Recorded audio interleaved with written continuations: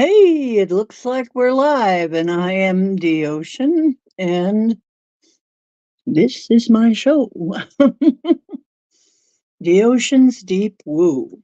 And how do you do? Yes, here we do. Mm, I've been eating potato chips, sorry.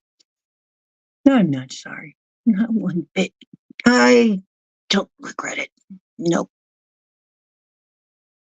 I'm needing the salt. I really am. Um, we do the deepest woo here. And although this channel, I never really thought of it. What is happening on this channel is it's becoming kind of a support group for starseeds, light workers, shamanics, experiencers, magical types, and other people who question reality. And basically, that's okay. That's okay with me. I find that a very worthy thing. Dark Meta, how you doing? How you doing, honey? And Dark Meta is here. So really, I find that very worthy. And if you find you like it here, then you probably fit into one of those categories. It's not really a place where we ask if so much, if all of this magical, strange, and weird stuff exists, but how? How is it doing that? Who is it? How is it? And what is it exactly? And we have discussions about it. So, and it's kind of grown into that. And we share topics of our interest because there's so many things that we have in common that maybe we don't have in common with the common people. I don't mean any harm by that. I'm just saying there's things that empaths and star seeds and light workers and magical types deal with that regular people don't have to deal with. And, they've got their own stuff. But we've got a whole different list, of things that we have to deal with. I mean, empathics are really hard pressed these days because there's so much going on in the world. It's really painful for a lot of them. Um, so, whoa, trying to get this in just the right. There we go. Oh, and before I do, there's Mr. Wonderful, Mr. Important Cat, and he's really hard at work training for his snoozing championship that he's. There you go. Gemini! Gemini. Okay, yeah, I'm going to put out the link in about a minute or so that people can come up and talk if they want. Actually, I'll put it out right now once. Copy. Okay.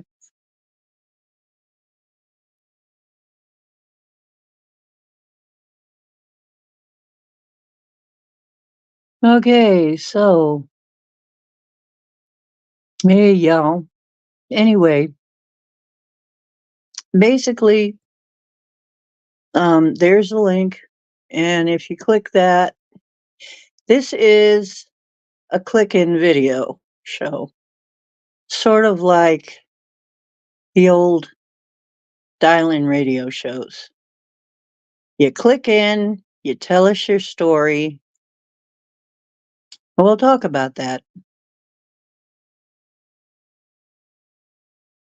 And Jiminy is in here. jumping Gemini moon. She is a very busy woman. My sacrum is sacked right now. Gemini, she's asking how my sacrum is.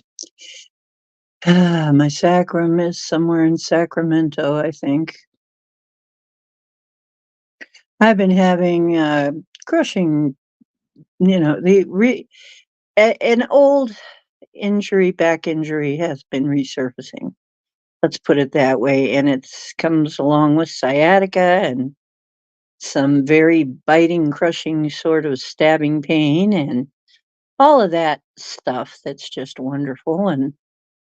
And nobody really likes it, but I'm sure it came in pretty much with the high. Been for days now that a lot of the light workers have had, especially the healers, have had old injuries resurface, stuff that we thought we had handled. And also, there are people who, when they're not having it on the physical level, they're having old stuff from the past, maybe emotionally, etc., or even people from the past showing up that they have to deal with that they thought they already dealt with. So it just seems to be a thing that we're going through right now, and we're warming up for a Mercury retrograde. And we've got planets in retrograde, and probably all that has something to do with it, although I'm not the number one person to consult about that because I'm not a full-fledged astrologer. I just am a person who understands something about astrology. Um, Enough that Dr. Chris Langdon literally explains and mentions Wu in his theory of everything. Yes, science has to accept meta reality. There you go. Yeah, thank you. Thank you, Dr. Yes. I mean, literally, that is what Tesla said. Tesla was basically trying to tell them, and until they look into the matter of spirit, they're not really going to have a full understanding of how things work here. You you can't just look at the physical angle. You can't. If you do, you're going to be missing stuff. You're going to miss a lot, and they are. They're missing a lot. And they wouldn't even accept that there was such a thing as an etheric plane until their instruments got sensitive enough to be able to measure it, to find out that it does in fact exist. So for a while, science didn't even believe in the etheric plane. I mean, there's so many things that they're missing out on. The Count and Countess is in here, Miss Chloe, the Count and Countess, and Gemini's going to listen and do. Okay, that's cool, Gemini. I often do that when I'm listening to these shows. I often do my chores and stuff like that while listening to these shows. So basically, we've got some energies coming in, lots of transformative stuff warming up for the big push next year. Next year is going to be wild. It's already ramping up right now in this month, so expect a lot of weirdness. Okay. And believe me, I'm from Ohio. I know something about weirdness. I mean, as you probably know by now if you follow this show, Ohio is one of the weirdest states in the nation. It's not just my opinion. Weird America gave Ohio its own volume. So you got to realize that where I live is a prime place to be if you wanna get used to weird, I mean, and I was raised here. So, though a lot of things, if you're raised with it, you don't really know that it's weird until later on. You kinda think it's normal. Uh, yeah. You kinda think it's normal until something makes you realize that it's not. So, when we were kids, there was a lot of stuff that happened that we just didn't think of as being that weird, but now that I look back at all of the times I was I mean, this really like my experience with a Sasquatch that I didn't even know I was having. I remember one guy, I thought he was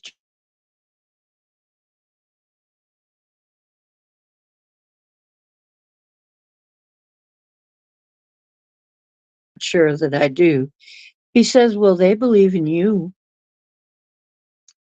I'm like, I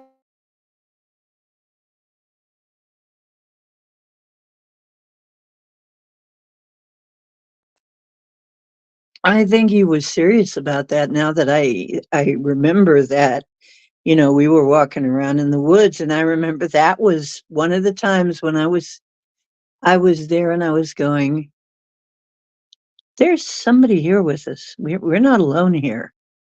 I feel like I'm watched, but I can't see who it is. I don't see anybody around." And I even turned around and, this is like me, "Okay, where are you? I can feel you watching me, but I can't see you, but where are you?" And, and then he said, "Do you believe in Sasquatch?" That's when he asked me. "They believe in you." It's like, I guess they do. Well, later on, I was to find that, yes, in fact, they do believe. They've known me all my life, although I didn't know anything about them and they didn't want to scare me. But they've been watching me all my life and they kind of like me. As a matter of fact, it kind of feels like they love me. They're actually the other places, I guess, are not the they're not the same everywhere. I mean, but around here, if you have any kind of relationship with them, they're actually pretty nice in their own way.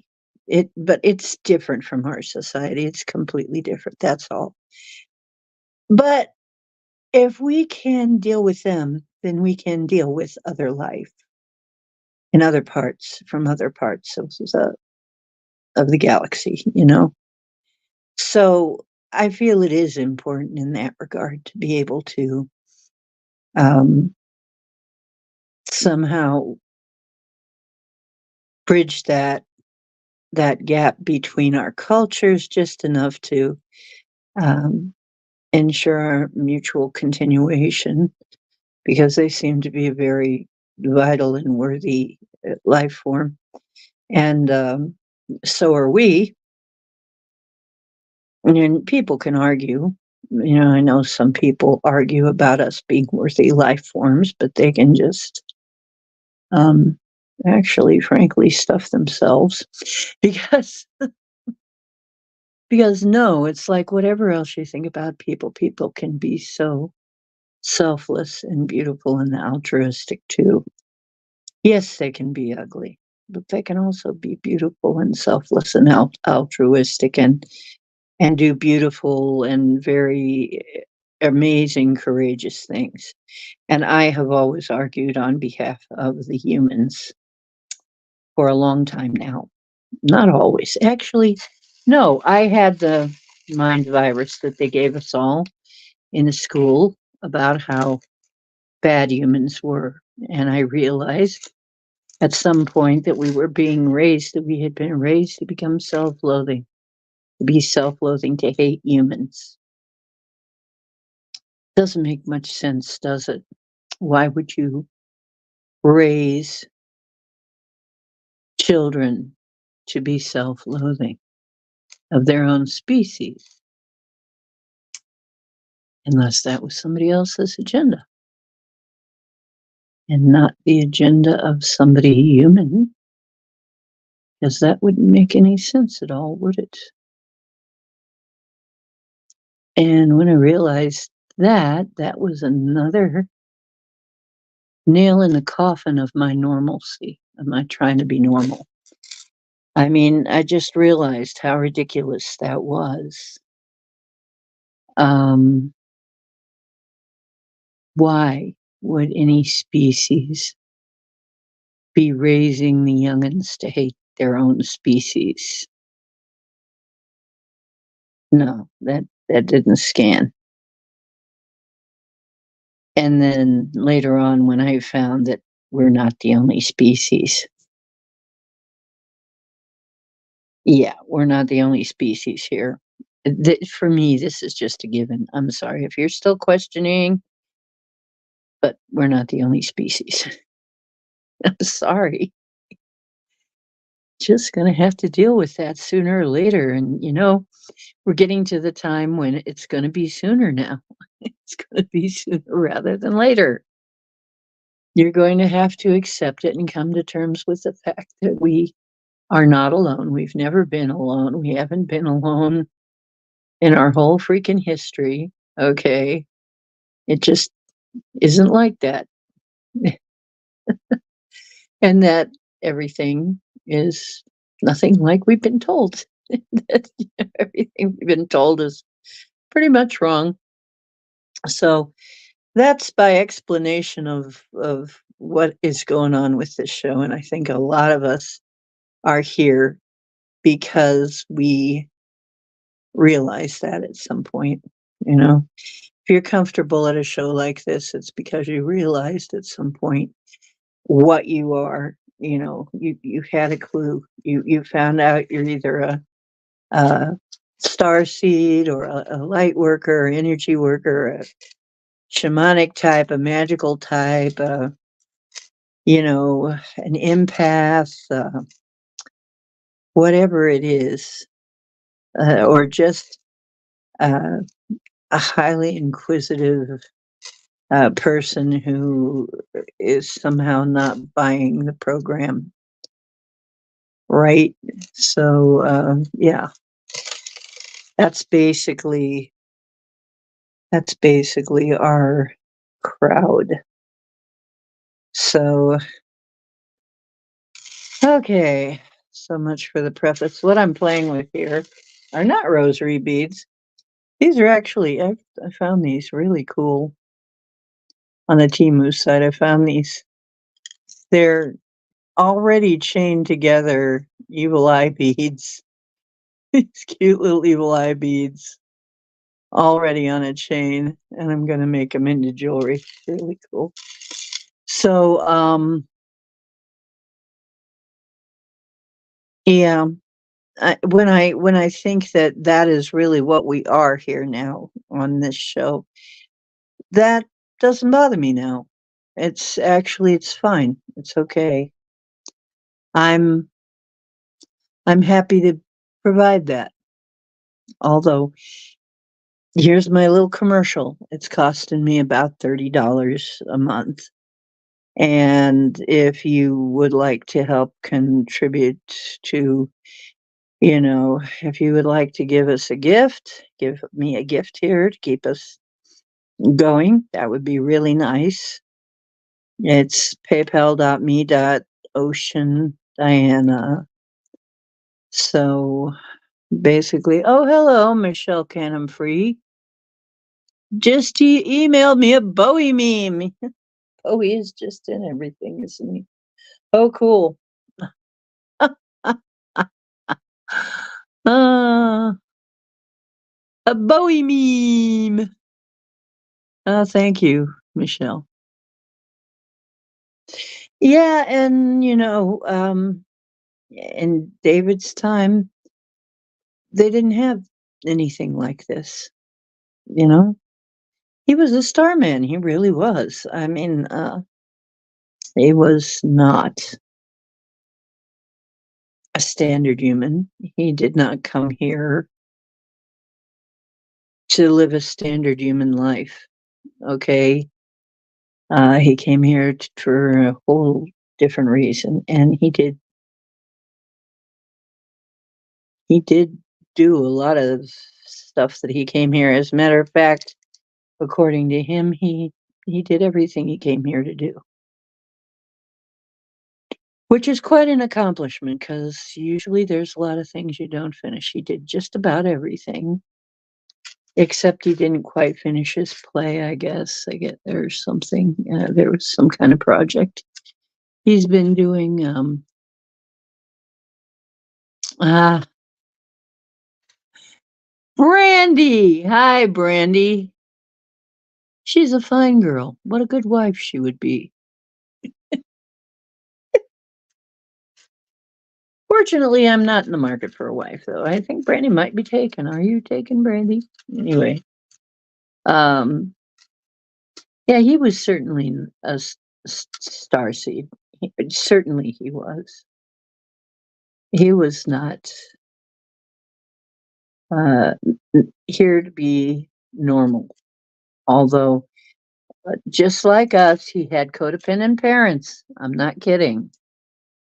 You know, it's very evident from the songs that he wrote. You don't believe me? Life on Mars. Read the lyrics or listen to the lyrics. But if you read them, it's like, whoa, you know, uh, that song, it wasn't about whether or not he cared if there were people on Mars. He was just looking for somewhere else to live. um, is there any other planet that I can live on? Yeah, Starman. He really was a starman. Okay. Yeah, might as well be single. Oh, okay. Um, I don't know. I'm single and actually, and you know what? A lot of us are.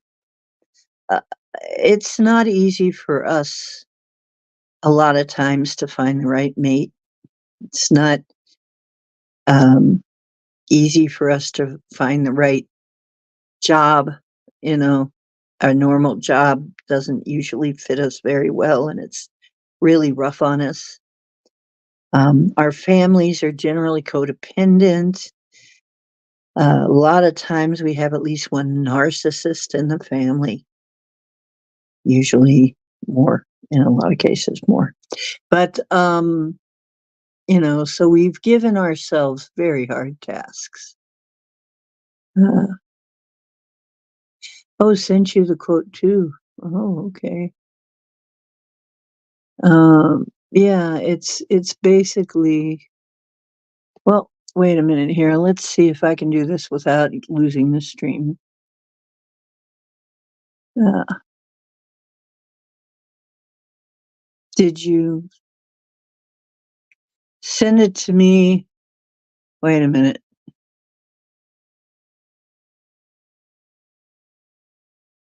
Oh shit.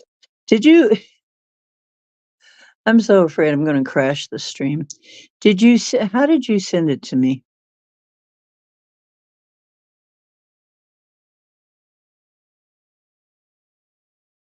Email. Okay.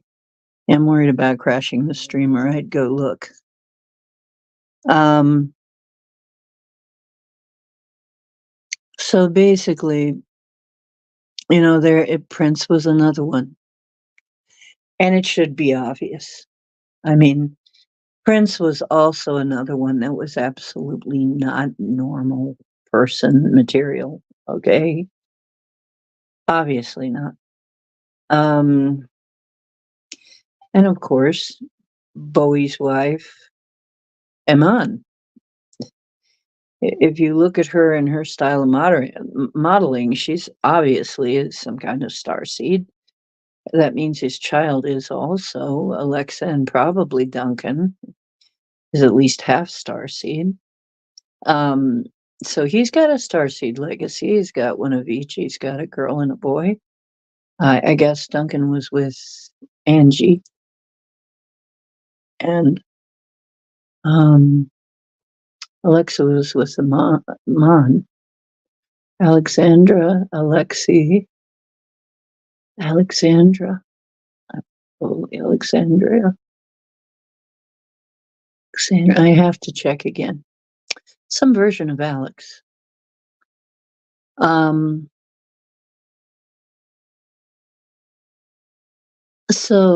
and Prince, obviously, I mean, come on. There was nothing normal about him either.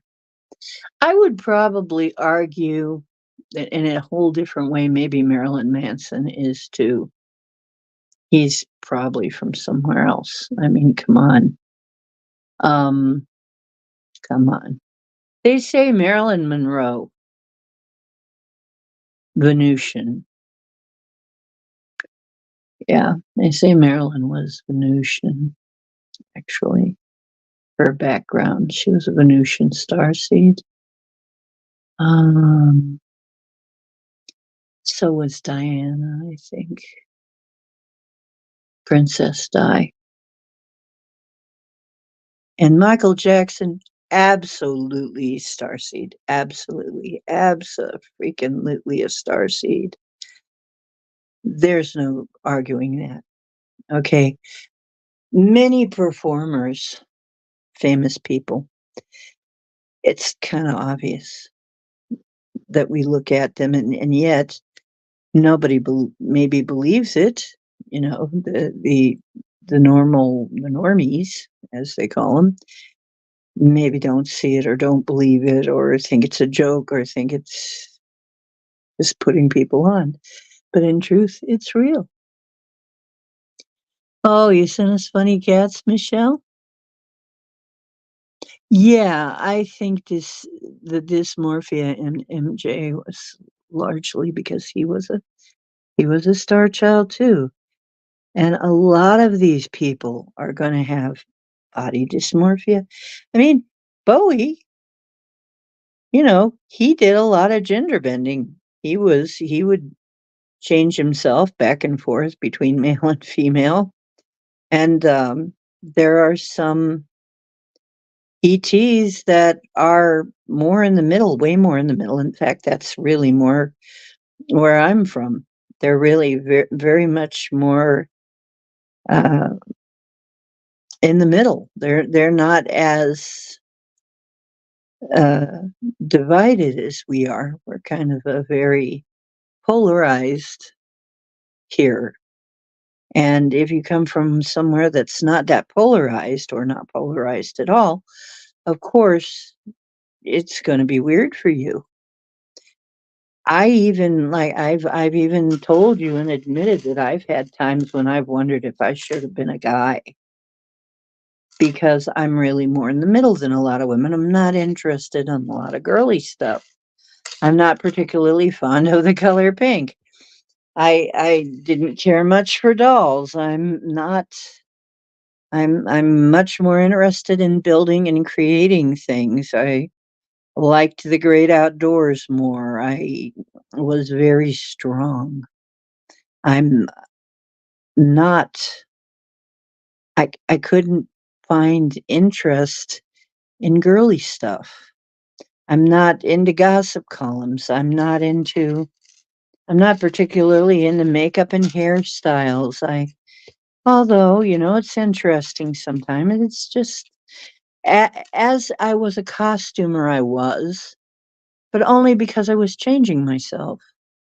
And I enjoyed changing my appearance and the appearance of others uh, because of that fluidity that we're used to when we're starseeds. We have a lot more fluidity where I'm from. We can change our appearance a lot easier where I'm from. So, oh, you're girly girl, but also alpha, divine masculine energy. Yeah, I'm more I'm more in the actually I'm more in the middle.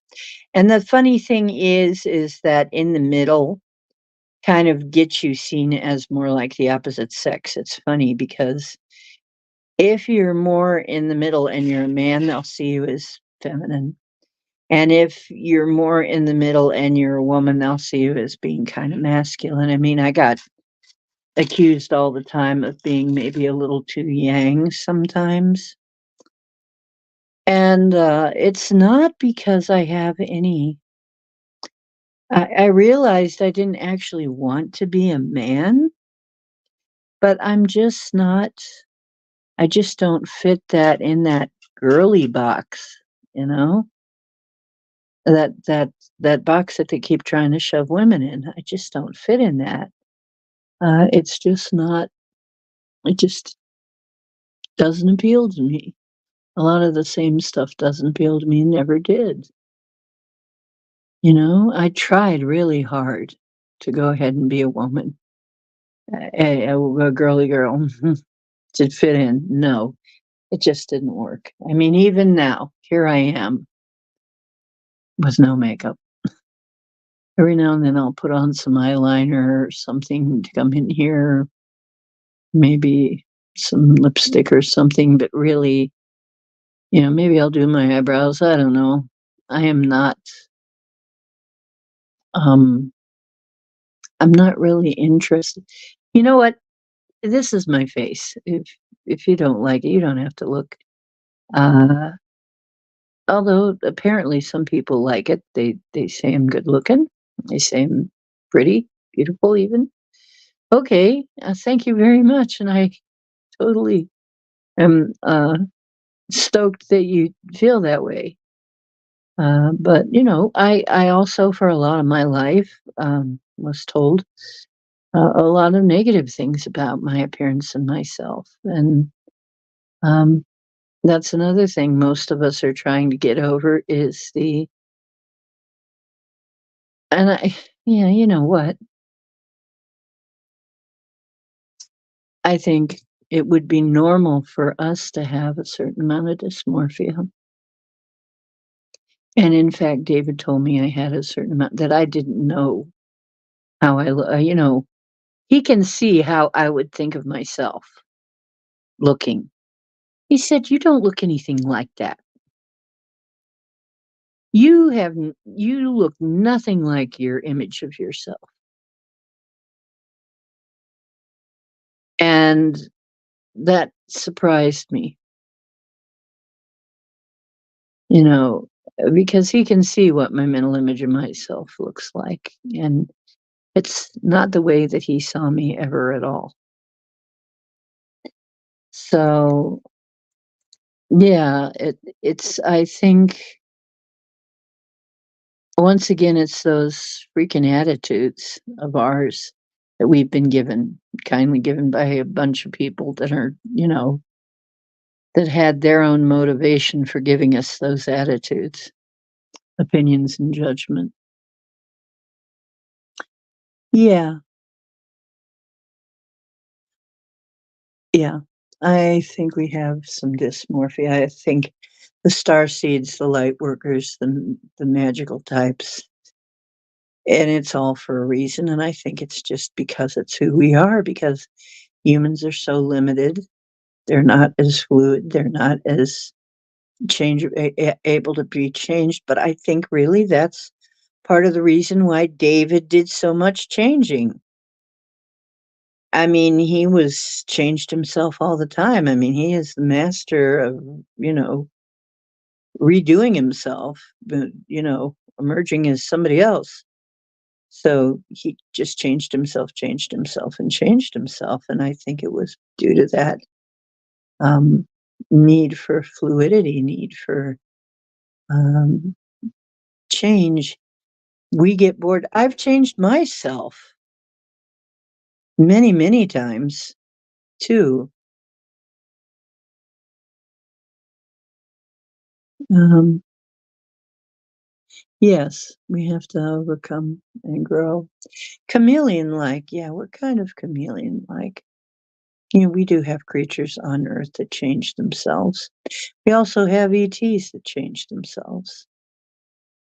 I mean, the Sasquatch, they changed themselves. I mean, they changed to match the color of the forest. Um, we know that their fur is kind of chameleon-like in that way, and that it'll turn greenish to hide them. Yes, we're art. And you know what? That's another thing too, is to me, clothes are not just clothes. Like, I'm not happy just wearing plain, like somebody want plain sort of nondescript clothes. They're just into them. Me, they have to be expressive. I mean, look what I'm wearing.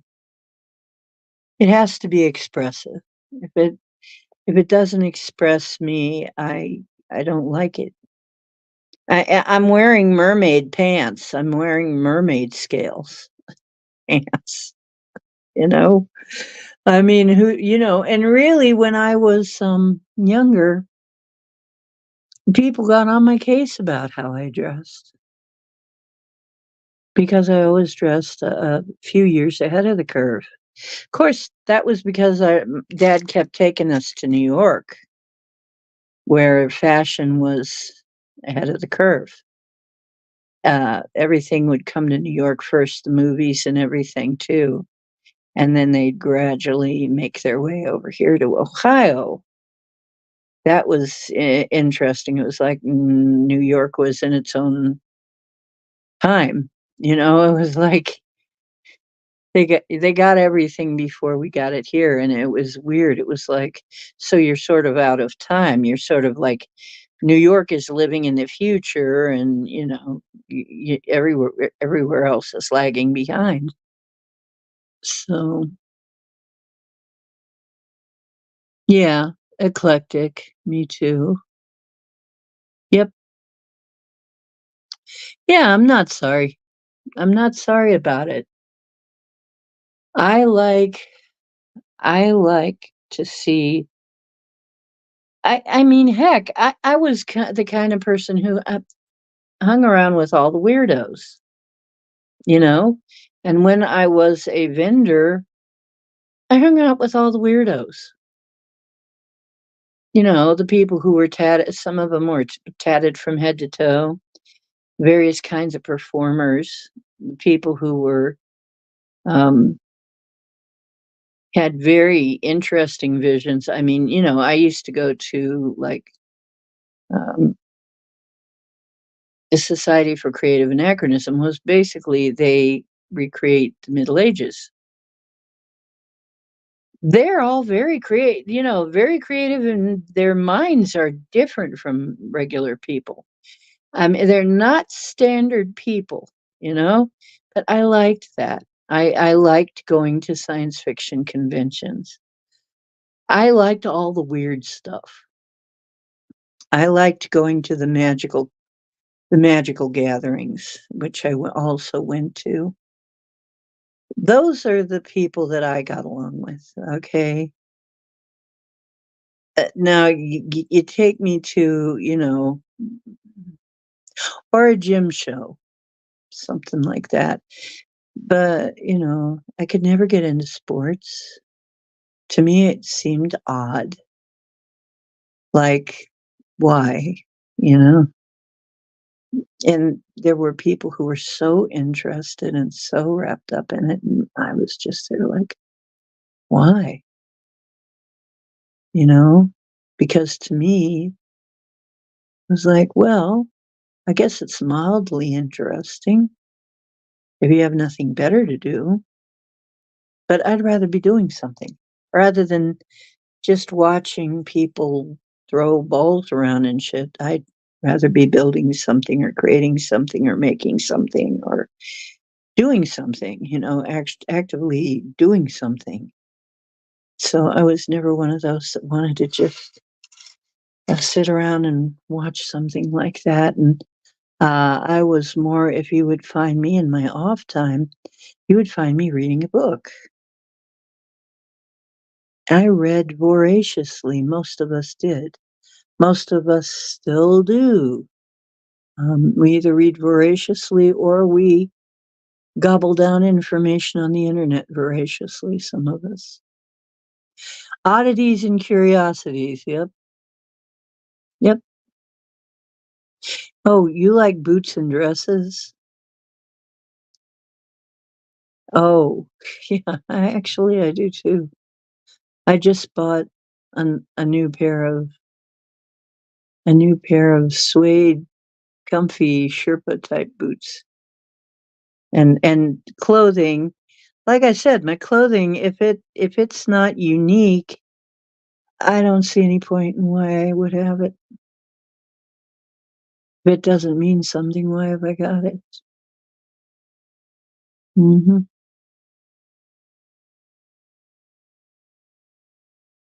Cowboy boots. 51 and wears striped leotards with cutoff shorts and Ugg boots. Ah! You know what? I am well, I told you I'm gonna be 66 this December 9th. I'm gonna be 66, and I'm wearing mermaid pants and a whatever you would call this top, and fish scale pants, to match this top here.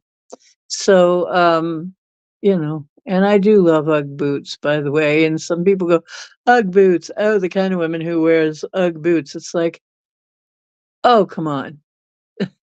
They're so comfortable. F you. Some crazy leggings. Yes, I have crazy leggings. Yep, crazy leggings. Right. If you don't don't don't copy it. You don't have to look, you know? And I got so much, flack for wearing purple, just for wearing purple. Now it's a very common color, but it seemed like back when I was younger, I would get so much flack just for wearing purple. And people will say, "Oh my god, purple. Oh my god," like I'm seeing spots in front of my eyes from all that purple, it's like but they'd be wearing, like, bright glaring orange or something really loud, I'm like, "But no, it's fine." You really somehow think that purple is a stranger color to wear than, like, blaring, you know, yellow, bright blazing yellow? Something like that. I mean, it's like, I don't have anything against it, but how is that weirder, they're acting like I was the weirdo. I mean, no, I'm not the one who's dressed loud here, comparatively. Um, yeah. Oh, yes, and I love yeah, but of course. Now that is the one girly thing probably is I love shoes and hats. Yeah, jealousy. Yeah. Say, "Fuck it." Yeah, that's true. And usually, "Oh, hey, Chloe, it's the Count and Countess." Yeah. So, where is Scotty? Oh, you know what, Chloe? You need to give me his number. He was giving out his number.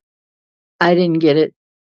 I thought I had it written down right, but I didn't because it didn't go. But it's the one that he had in here. Hmm? Used to dress like a Tide commercial? Miss those match the socks you rock days? What? Oh, about judgmental types. A lot of it is self-loathing and projection, you know, and a general realization that they're too spineless to dress. Maybe I'm wrong, but you know, how much spine does it take to blend to wear what everybody else? How much more spine does it take to dress like yourself and show up as you? Huh? If it's not like everybody else. I don't know. Chloe showed up and it just blew and just went right out of my head. Michelle?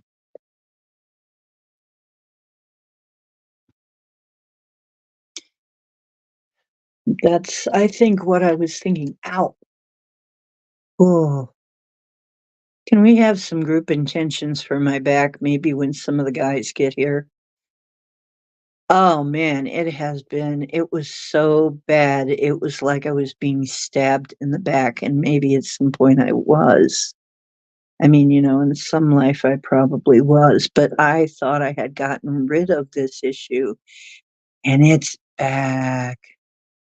You know, we're in a time when I think the last dregs of our past lives, of our lives, the last strange bits of maybe karma, old injuries, shadow self, whatever. I think we're trying to purge it all, heal it all. And I think we're getting trying to get as much of it gone as possible. Oh, you can't find low waist jeans? Um, huh.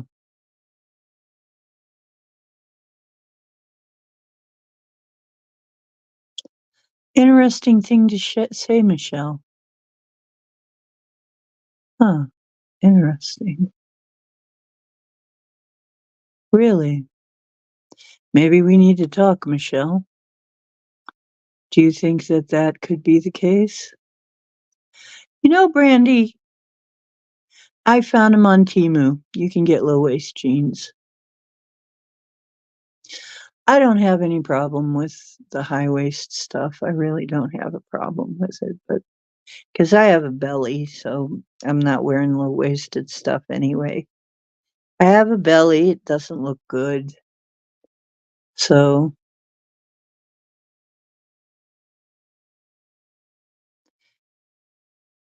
might not be a past life shadow. It might be, well, between you and me, the one that I've spoken of that knows one of my neighbors that's like I strongly suspect of black magic.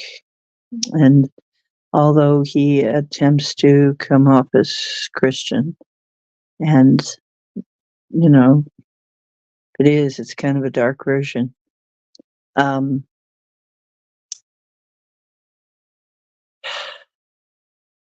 I I strongly feel. Actually, I've been told, yeah, it's that's that's what's going on. It's him. A lot of this, but some of the stuff that's been going on is him because he comes in our building to visit her. So I'm having a drink, a little bit of ruby red. Ruby red marg. Whoa. Oh. Ooh, that needs salt. I will not be able to do that without salt. Fortunately, I have some. Anyway, so I'm trying to drown my back issues right now.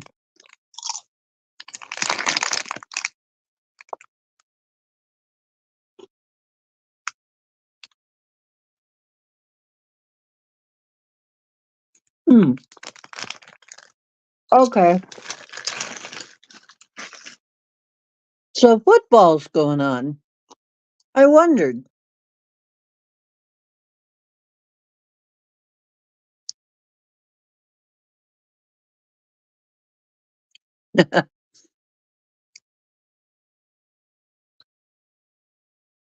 Well, I probably wear my pants down a little bit lower than some folks, like not way up under my chin like some people. But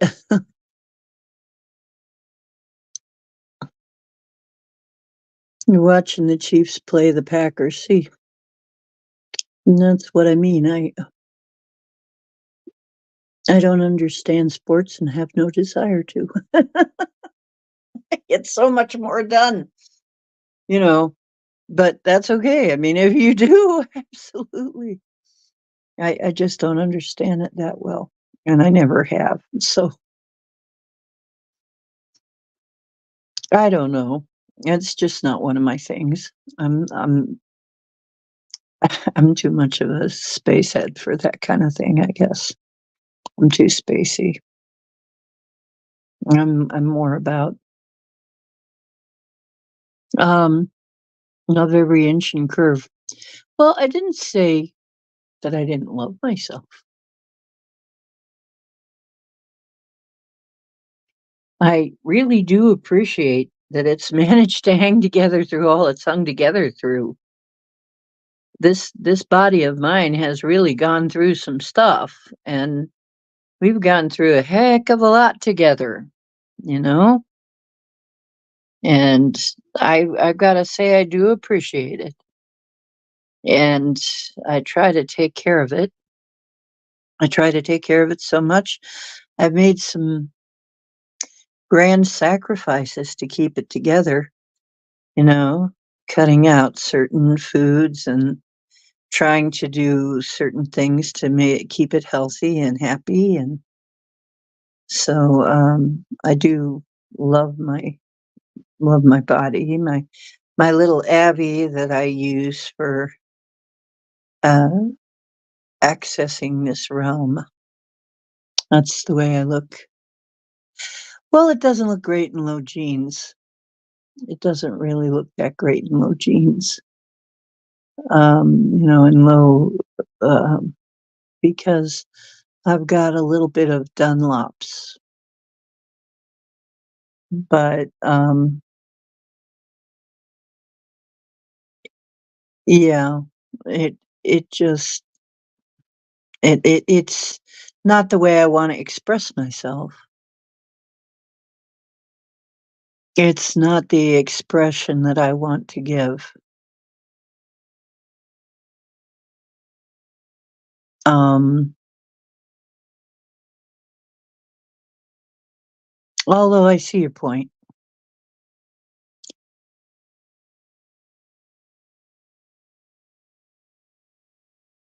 Yeah, the side effects of what I have been required to do over the years. Oh my gosh, so destructive to try and please people, so destructive. You know, it's very, very destructive. So the whole diet and fitness industry, ever since the diet and fitness craze, what's happened? I swear it's just like the war on drugs. Anything that we make war on like that, anything that we do, it just gets worse. Why? Because we're focusing on that, right?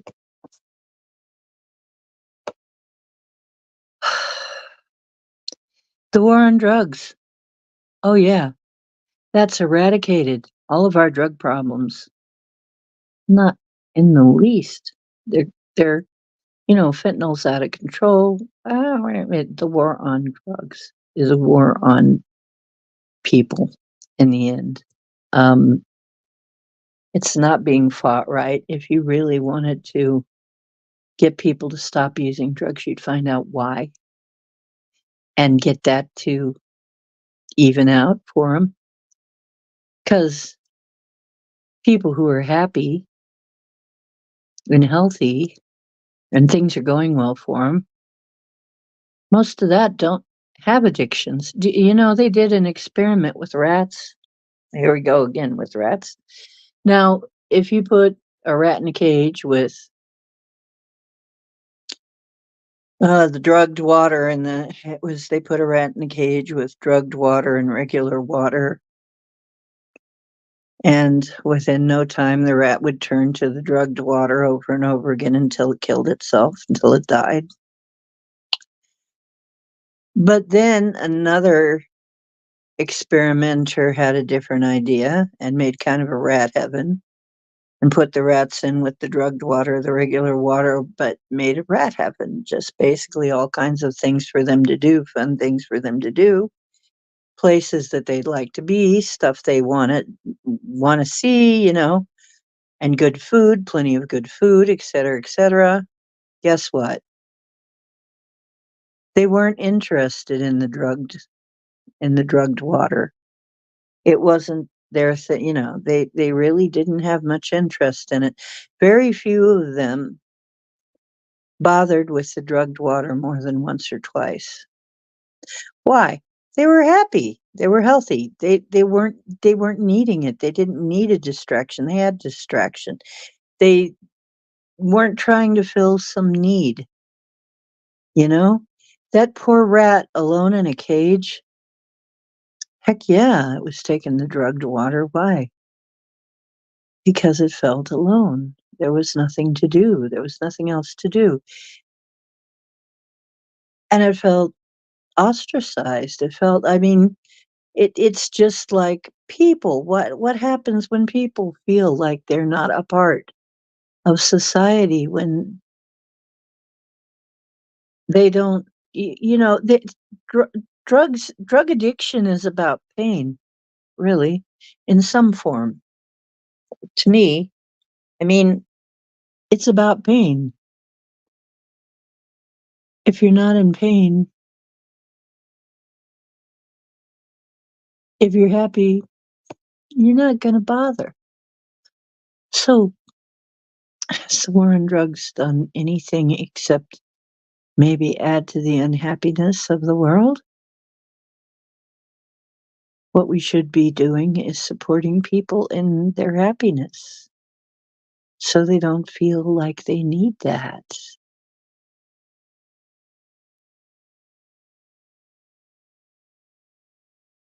Yeah, sedation vacation, exactly. Yep, right. It's a dystopian. In a dystopian world, everybody's going to need to be sedated, which seems to be what they're trying to do right now. And they're just not sedating necessarily with drugs. They're sedating you with your cell phone, TV. Um, yeah, there's drugs involved too, but you know, we wouldn't need this shit if things were the way they ought to be for us. You know, when things change, it'll take a while for them to entirely change. When things change, all of that stuff will start to disappear. When people feel a connection, when they don't feel like they're outsiders all the time, when they are not in so much pain emotionally, physically, whatever, it'll be just like that. They'll turn away too from these dangerous drugs because why? Why would they? Why would they need that? Right. Happy people don't spend as much money. You're right. Happy and well people, what kind of money do they spend, right? Yeah, keeping us in a low frequency is good business. That's how you make money. Exactly, Michelle. Exactly. We've discussed this before. And star seeds is particularly hard for those of us who, whether we remember it full on or it's just some kind of subconscious memory of living in places where it's not like this. And we know it's not supposed to be like this. This isn't natural. This isn't the way it's supposed to be. It's crazy. I mean, it's crazy. It's dystopian. It just doesn't make any sense that you'd want to live like this.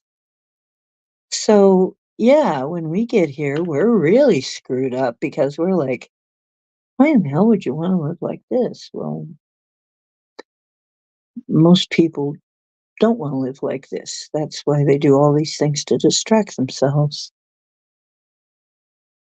Right. It's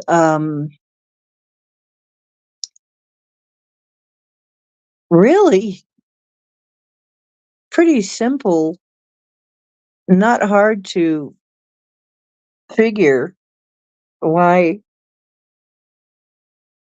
some of these homeless people are pretty much killing themselves with drugs. They don't feel like they have much maybe to live for in a lot of cases.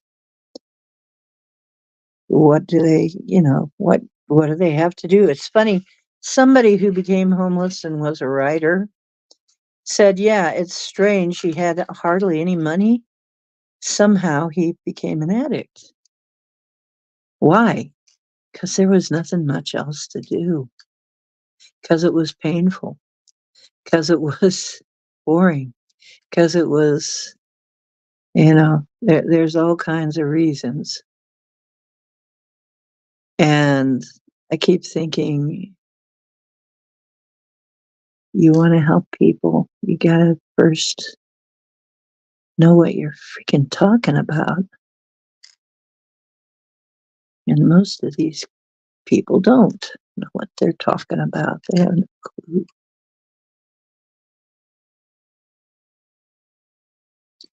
Yeah. Yep. We're God having experiences. Well, I guess you haven't had the full experience until you've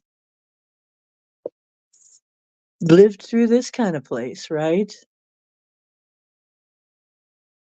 You haven't had a full experience of what it's like to be 3D unless you felt crushing pain, betrayal, unbelievable sorrow, etc., etc. And you haven't had a full experience, have you? Yeah.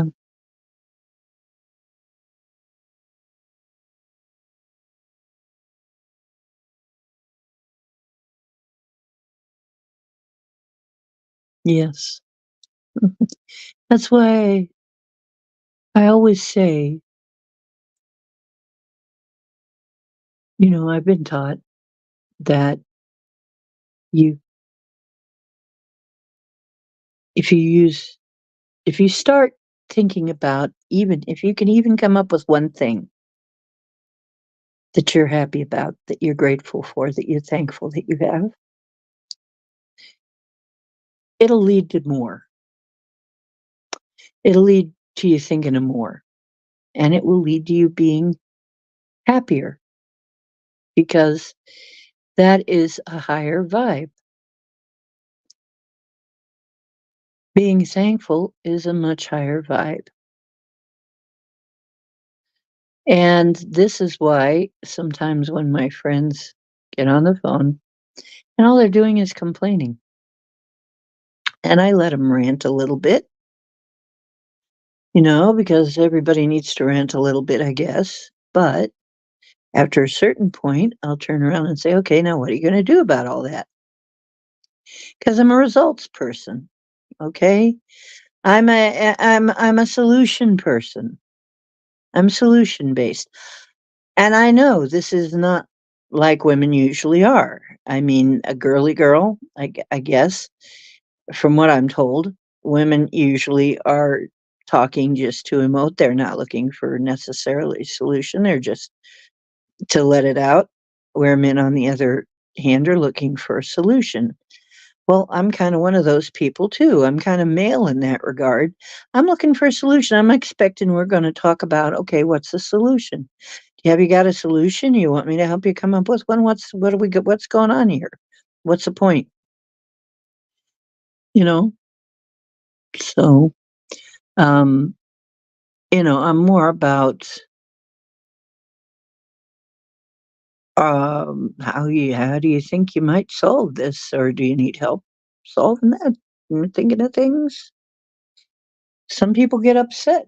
because I'm not just commiserating, and the other thing that I won't do, that I see women do all the time, is the self-depreciation bullshit. "Oh, I'm so this. Oh, you think you're that. I am so whatever," and interject whatever, fill in the blank with whatever self-demeaning bullshit is brewing at that point. Fat, this, that, neurotic, whatever, and, well, if you're all freaking miserable. Oh, the thing that really, oh my goodness, blew my mind is I see this commercial about depression. A lot of starseeds they struggle with depression. Well, a lot of them are empaths, and a lot of people are depressed. It's not always just our depression that we're dealing with, as a matter of fact. Mostly it's not our depression that we're dealing with, right? We're feeling everybody else's angst. Yeah, that's rough, man. There's a lot of angst on the pro planet now in the program, both. Yeah. So,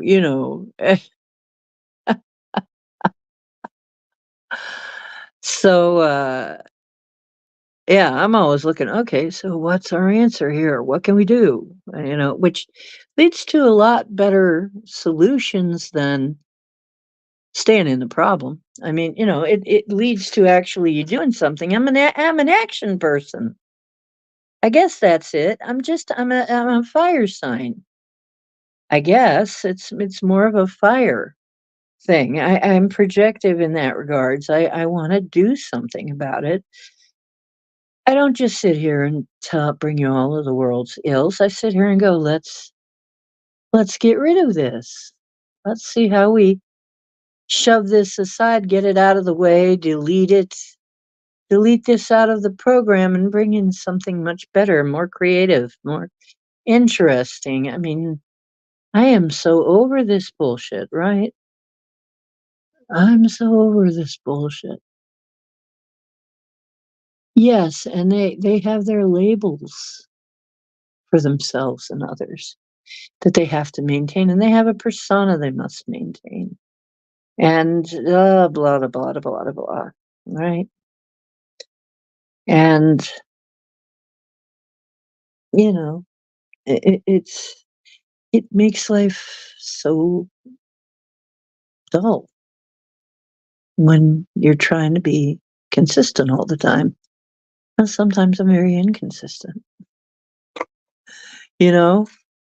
There's some things I'm very consistent about, but sometimes I will fluctuate. I think it's a good thing to not always eat the same damn thing every day, and, what?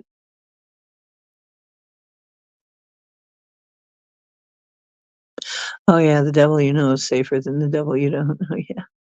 Yeah, wallowing is pointless. It's what good does it do? Does it really do anything except make you worse? It just reinforces the worse. So, yeah, that's why I really actively hit a point where I'm looking for tools that get us out of that. And yet, some of us are so tapped into, um, uh, okay, let me just cut to the chase. Cutting cords and clearing yourself of things, of attitudes, opinions, judgments, and cutting cords between yourself and all others. You you don't need them. You can always put more cords, if you're trying to get something between. You cut your cords daily. Cut your cords daily. I forget to do it. When I forget to do it, I screw up. I get screwed up. Be free yourself daily. Let yourself breathe free. As a matter of fact, right now, If you're out there and, just for a moment, just let's just say, hey, to our guides, our angels, whatever you want to think, or you can do this yourself. Just drop all your cords, cut them, or ask Michael. Michael's really good at cord cutting. I mean, it's one of his specialties. Yeah, ask Michael to come in and cut the cords for you if you have trouble with that, and he'll do an excellent job. But the whole thing is cut your cords daily, every day. And you can always renew those. It's not like you're really getting rid of anything that you need. You don't need all those cords on you to have relationships. Um, we had one teacher. I had one teacher, and I think his name was Bud Brookseeker, and he said, "Okay, I want to teach you something now. Everybody, throw a cord over to me." Okay, and that way you'll get what I'm saying.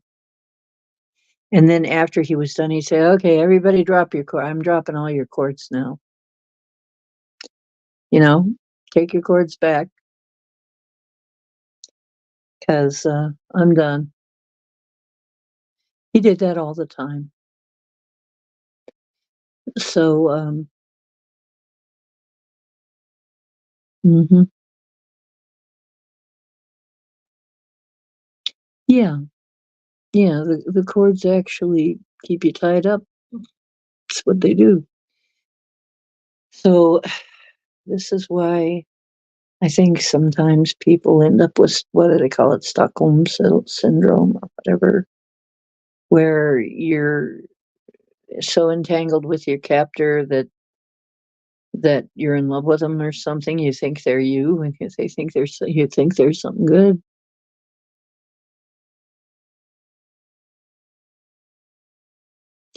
That's right. We want to be thriving. We don't want to just be surviving.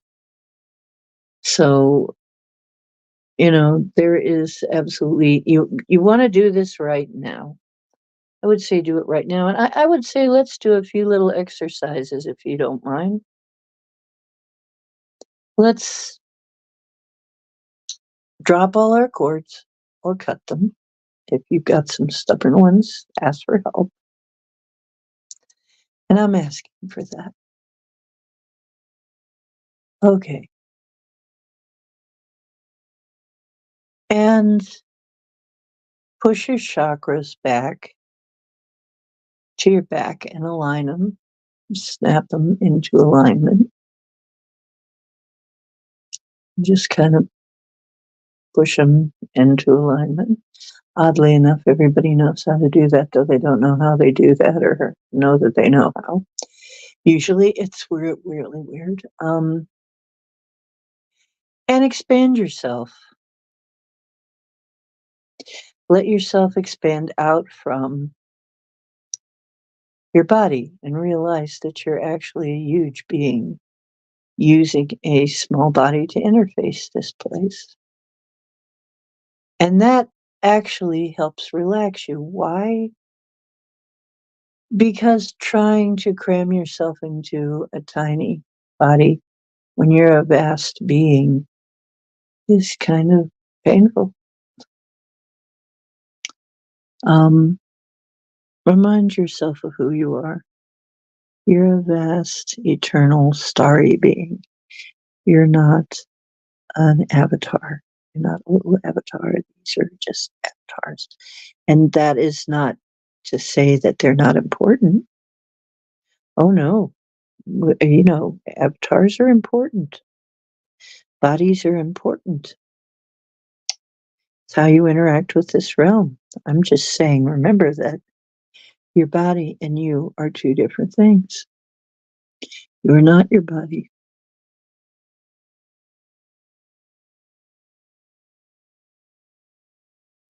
Yes, that's true. That's true. Yeah. Let's even do that right now. Let's just ask that the people who are not aligned with our highest and best good start to fall away. The people who are aligned with our highest and best good come towards us. Draw them towards us. That's what I would ask. It's it's one of those things that we're afraid to lose people, but really sometimes we need that space for better people.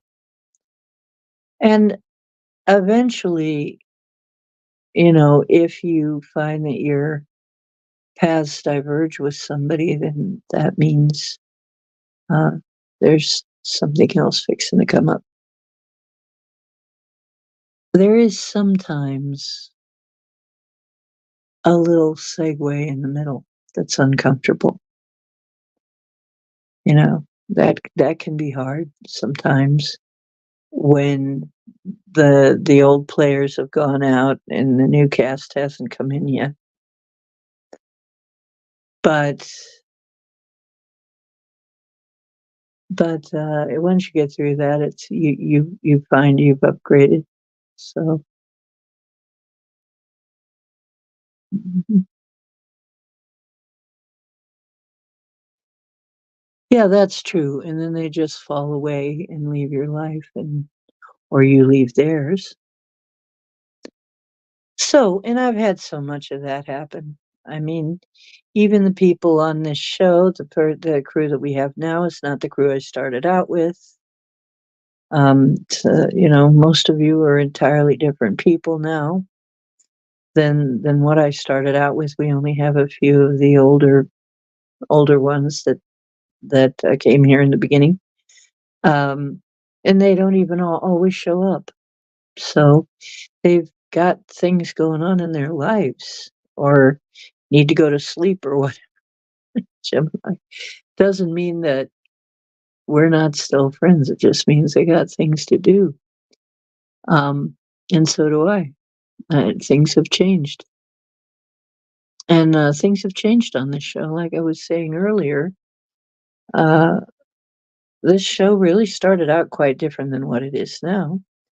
Little did I know that there was really much more need for a support group for Starseeds, light workers, and magical people, right? And shamanics. I mean, what we really need is each other right now to be able to contact each other um, to feel it's a very basic need to feel part of something, to feel part of a group, to have your tribe around you. You want your tribe around you.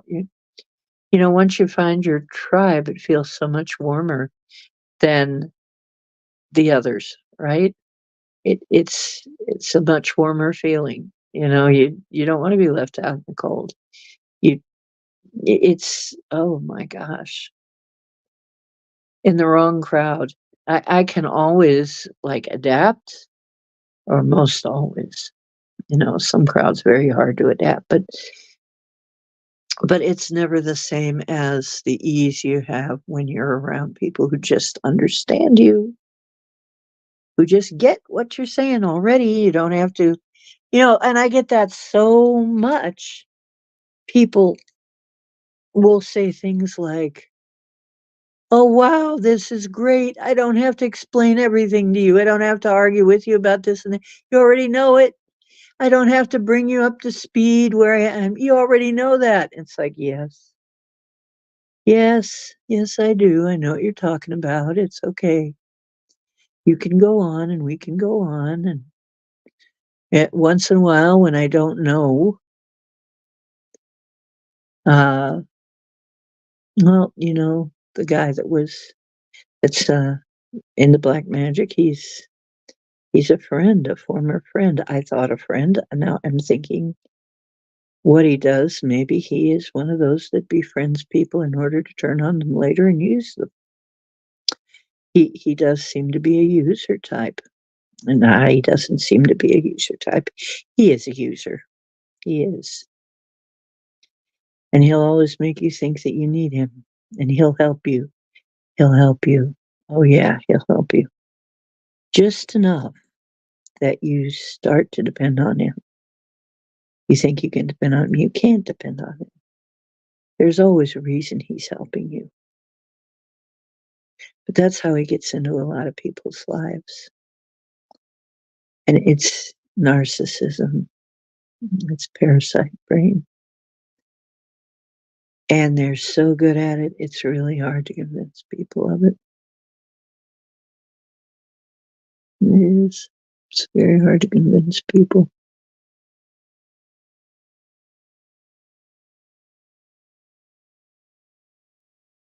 The phone call's more special.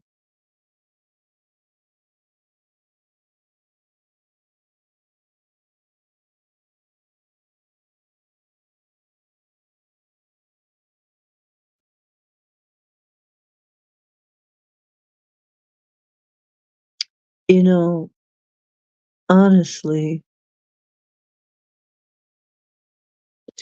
if you want my phone number,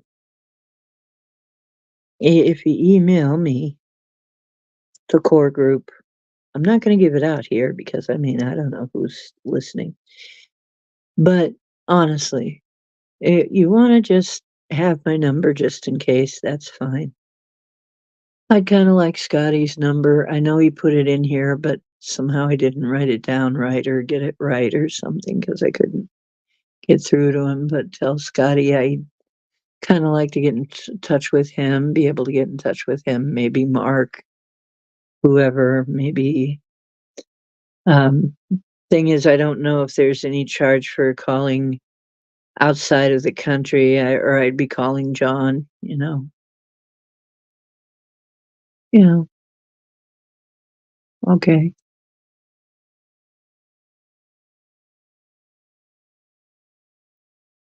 Yeah, that's right. Um, basically, we've all got to have our I can't I feel like at some point I'll be able to help provide this. The community, the actual the place, the community. I really do still have a dream of a place. There's a place for us, somewhere a place for us. Peace and quiet and open air wait for us somewhere. There's a time for us, somewhere a time for us. Time together with time to spare, time to live, time to share. Somehow, somewhere, we'll find a new way of living. We'll find a way of forgiving somewhere. I didn't know we were gonna go Broadway.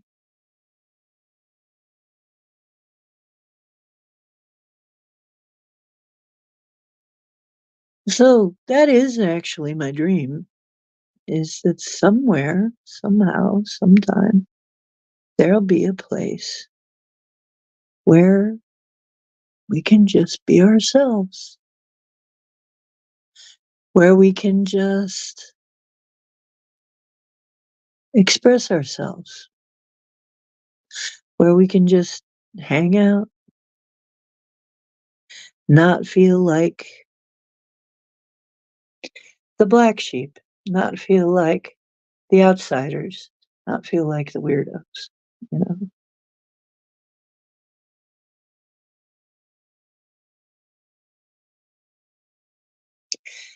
I would love that. It is it has been my dream for some time.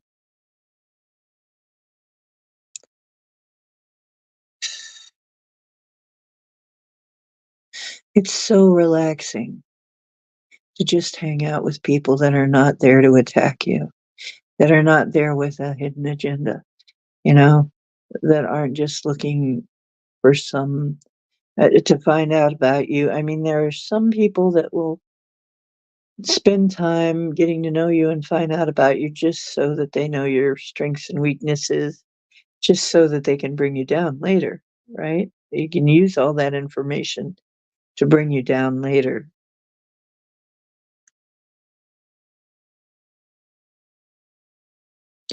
Yes, there you go.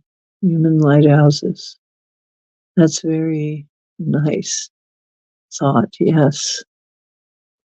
Yes. That aren't just there to, I mean, there's so many people, it seems like the only reason they want to know anything about you is so that they can use it against you later. You know? That's it. That's all they want. It's disgusting. It's to me, what it the mental the mental gymnastics they have to go through wouldn't be worth it to me.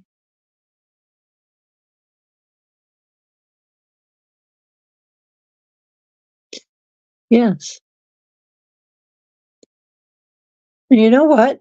I have got to tell you, I I really loved what Elon said when an interviewer was saying, you tweeted something and some of your advertisers are saying now they're going to leave. They're not going to advertise with you.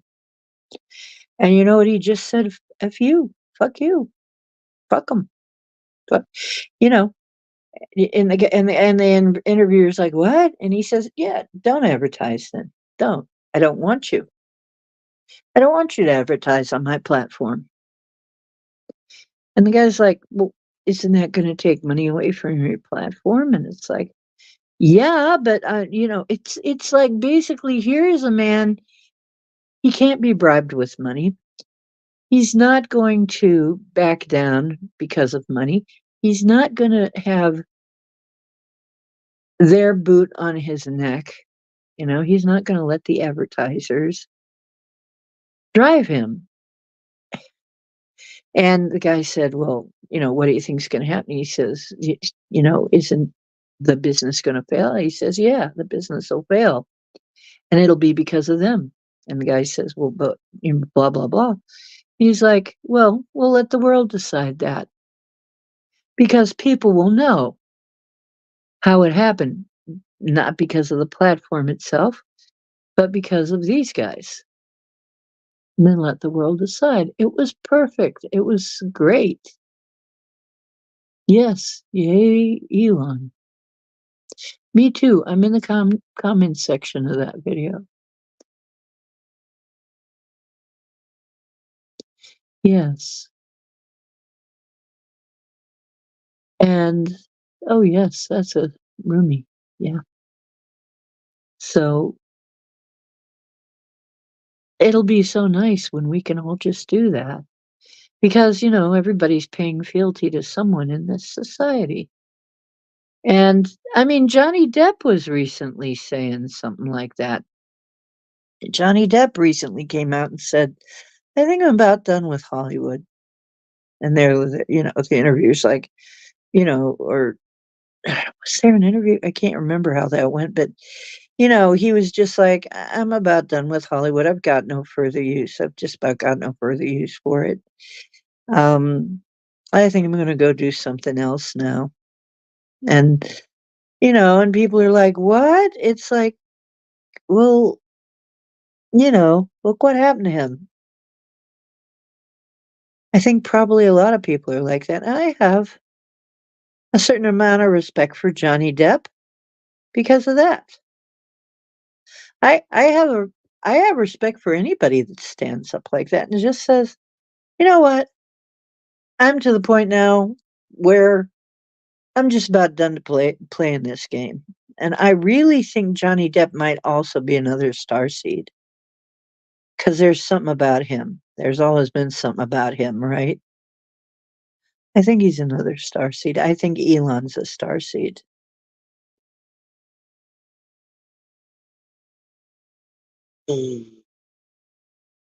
Right. Yeah. I think he's real.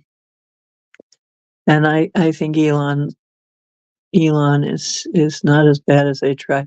Oh, hello. Hello, John. Hey, John, does it cost something to call between Canada and the United States? Because I don't know. But I'd rather call you or at least text because, sometimes this email is still kind of slow. I don't always like to check my email. And so, yeah, Johnny's actually a good guy. He's he doesn't he's not fake. And the roles he's taken in his life, very eccentric, right? I mean, you know, and yeah, he kind of reminds me of David in that regard. All these different roles, very vastly different and kind of weird, all of them, right? I mean, he's that weird character guy, you know. I mean, Edward Scissorhands and Captain Jack Sparrow and um, all of the really um, I think I first saw him on Jump Street.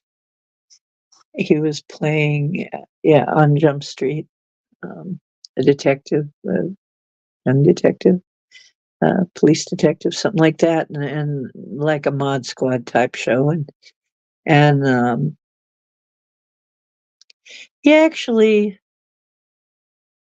he was okay. He was good in that role, but really, I don't think that was um, what floated his boat. He always took the oddest roles.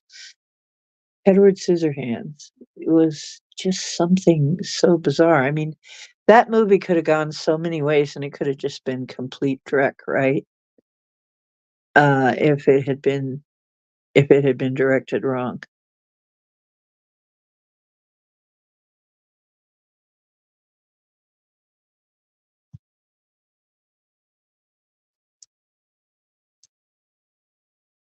Oh, okay. Well, maybe we should just send text, and that would be easier. Yeah, artificial offends authenticness. Yeah.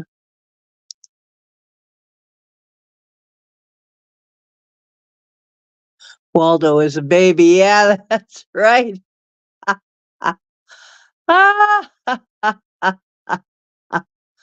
Yeah. Oh yeah, he was cute. He was cute back then. He was really cute. Gilbert Grape is another one. Another really weird character. Yeah, and Bowie was Labyrinth. Wow, what a movie, huh? Um, and that's another one that could have been that could have crashed if it was misdirected. Yeah, of course, the Muppets. I mean, and Jim Henson connected with something was usually going to be good. Was usually going to be interesting and well done somehow. So, but yeah, if you think of who, you can probably pick out who the star seeds are.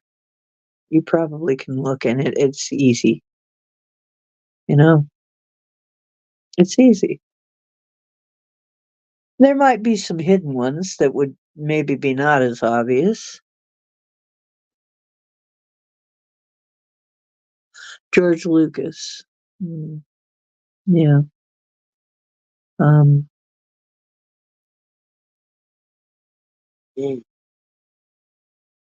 I'm trying to think of ones that might not be as obvious.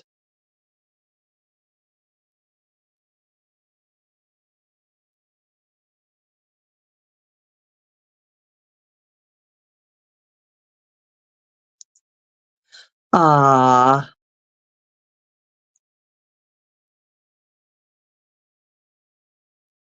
Yeah, I started watching,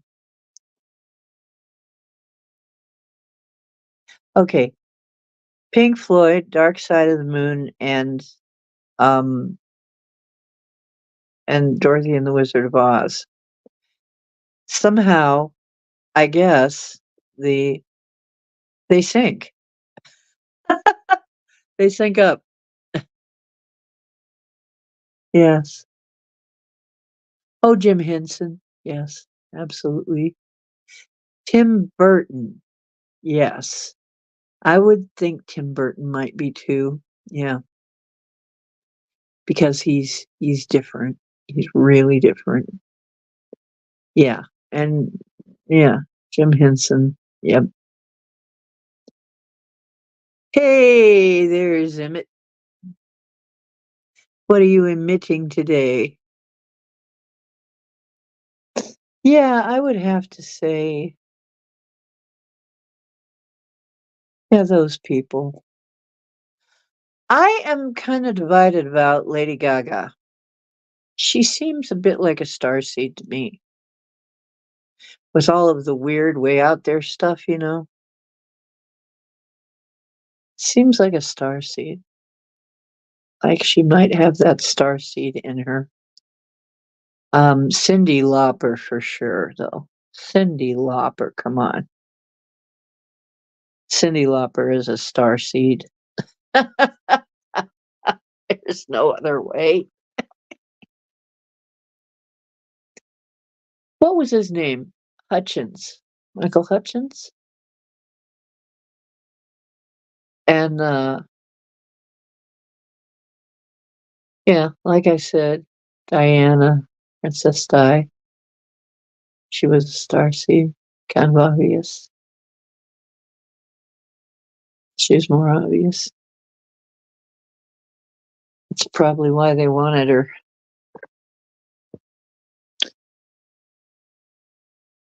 Yeah, well, she is now. You know, not all of the ET hybrids, starseeds are nice people. Let's put it that way. They can have they can become polarized.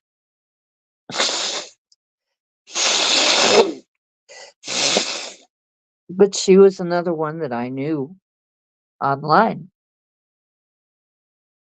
Now I'm having trouble breathing. I got this pressure in my sinuses.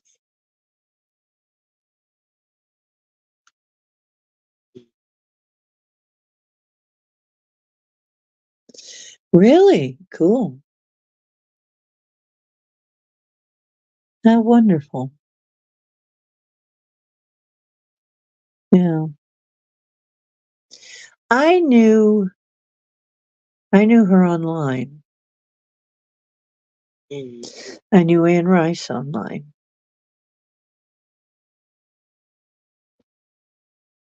Um, at one point, yeah, I talked to Anne Rice. Chatted with Stephanie. That's Stephanie, not the current Stephanie. The current Stephanie is somebody else when I say Stephanie. But yeah, Lady Gaga Stephanie. Yeah, I knew about her. I knew her. And she uh yeah, she got polarized, didn't she? You know who I think got polarized too is probably Billie Eilish. They had their eye on her. I told you, star seeds are the tastiest. You can get your hooks into those. You can get your hooks into the star seeds. They're so tasty. Right.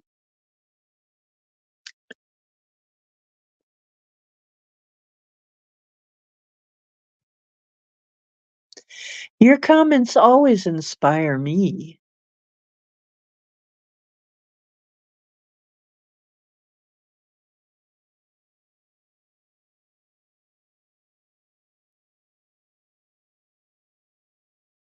Oh, here we go, band again. Damn it. Band, band, band.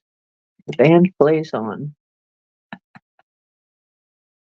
Well, now the Max is here. Hey, John. Here it is. You ready? Starts there. That's how the battery goes. And it winds around. And it loops right there. And then it goes around the glasses like that, goes right over the top. And it winds around like this. There's the other loop.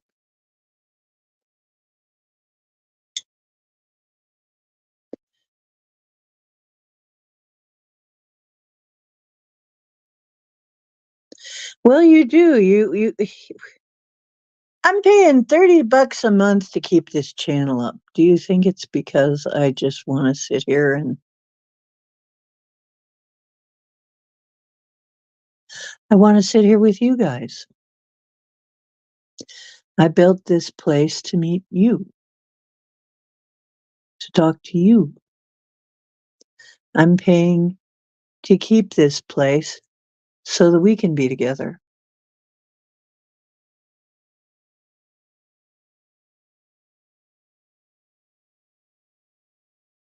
I mean, believe me, I'm kind of frugal. Getting $30, squeezing $30 out of me is not that simple.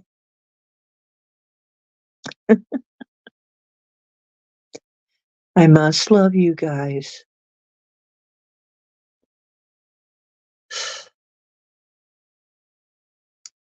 And once again, I don't want to be alone. I need people. We all do.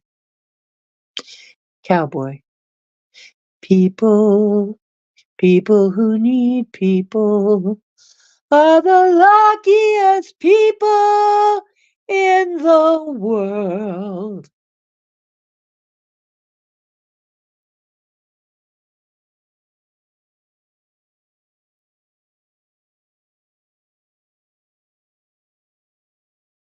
Yeah, that's the kiffness. The kiffness. Oh, you guys, I put the kiffness in one of our chats. Was it Discord or was it in our community tab? That his favorite cat songs, cat hits. I mean, here is a guy, and he's very talented, very talented. They're talented people. But he's not really known by everybody in the whole wide world until he auto tunes a cat, puts the music behind it, and becomes viral. And they seem very happy about that. They seem fine with that. He has created a new genre of music. People are trying to figure out what to call it. They're saying maybe catcore or petcore.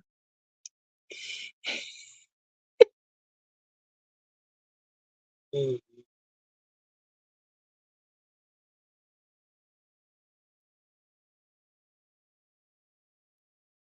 Okay, good.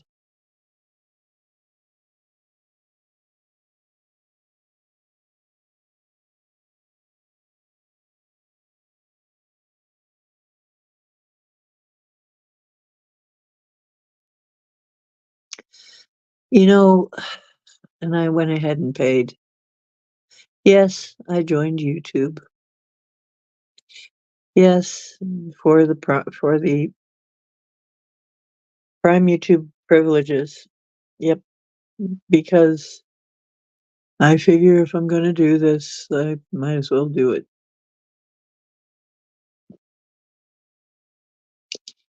So, yeah, and unfortunately, can you please put that in my comments too?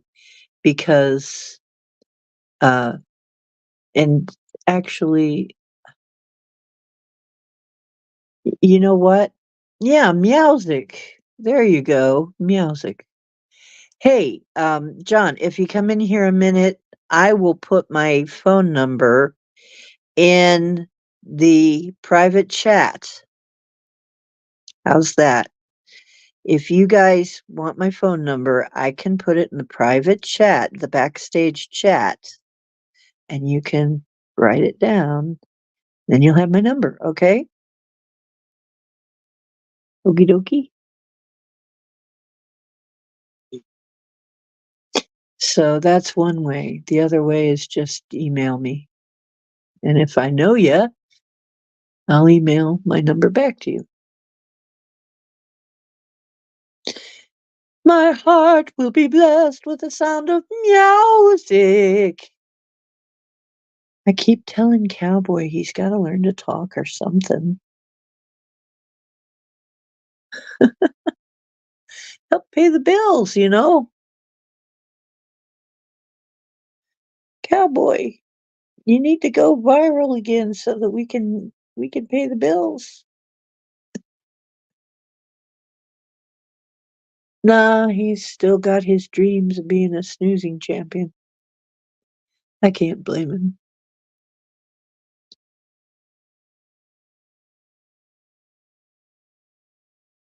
Yeah, I have a hard time trying to do e-commerce.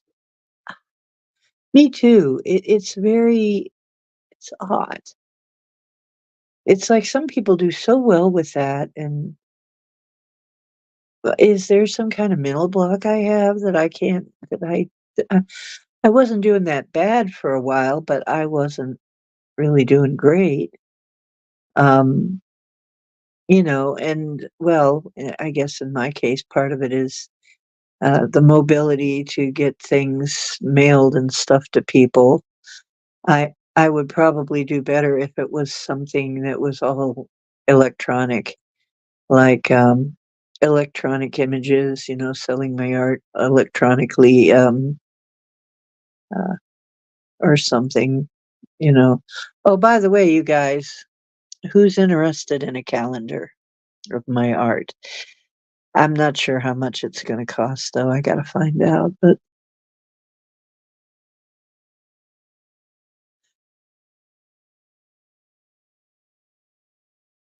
But you know what my art looks like, and it's going to be probably all fantasy art. It's probably going to be all the kind of stuff you see on my thumbnails and stuff. So it's going to be dragons and unicorns and fairies and gods and goddesses and um, all kinds of stuff like that. My heart will be blessed with the sound of music. Yeah, because it's calendar time, calendar season, and one of the companies I'm hooked up with is offering calendars right now. I'm gonna have to find out how much they are. Mm.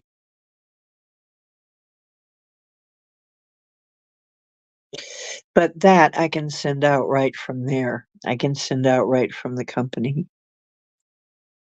So I don't have to like get it all the way back to my place and then send it back out again and all that kind of shit.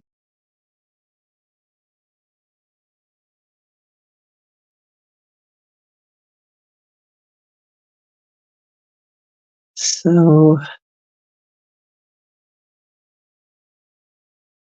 yeah, it would be nice to just be able to text people whenever. Uh, so anyway, that's my design for the anti-Havana syndrome device. Now there's another device I have, another design I have in mind that if you want to wear the wire going around the back of your head, then I can make the loops, and then Here's my idea of what you can do, or I can do it for you, is put some of the invisible stretchy line across the gap so that it doesn't fall off of your head. Um, that way it just kind of sticks to your head better, and then it doesn't show very much. I mean, you could put some bangs over it or a hat or whatever. You could put it up by your hairline, whatever, so that you don't have to have it show.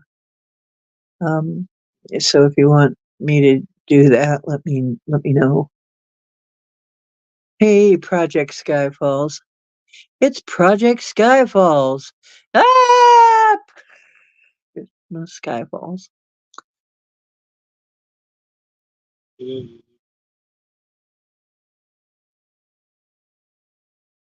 Yeah, I need to clear something. I love my calendar girl. Yeah. Well, I wonder, are my friends all just poor, or are they all cheapskates? I usually end up making the calendars and giving them away to people that I really like. They're not cheap, though. Um, Unfortunately, the calendars are not that cheap, really. And usually what they do is they offer me a deal when I get mine that I can get so many, but I don't know how many to order unless I've already got. Maybe I could make some mock-up of what they're gonna look like, and then you guys can tell me if you want one. But you gotta realize it's gonna be like 12 pages of art on nice, heavy paper. They really use very nice paper like you'd find in one of the better books, you know? So, it's not the cheap, flimsy kind of calendars. It's very nice paper, glossy. Yeah, that's what I was thinking. Most of them are just cheapskates or poor. See, I'm telling you.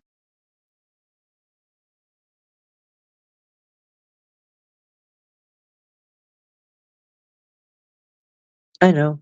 I'm a cheapskate too. When I buy a calendar for myself, if I'm not buying a calendar of my artwork, because I like to buy a calendar of my artwork because it gives me all of these basically photographs of my artwork so I can display that, because it's on nice glossy paper and everything. So it actually is a value for me because getting all of those in a big format is kind of expensive otherwise. So I kind of look forward to it. And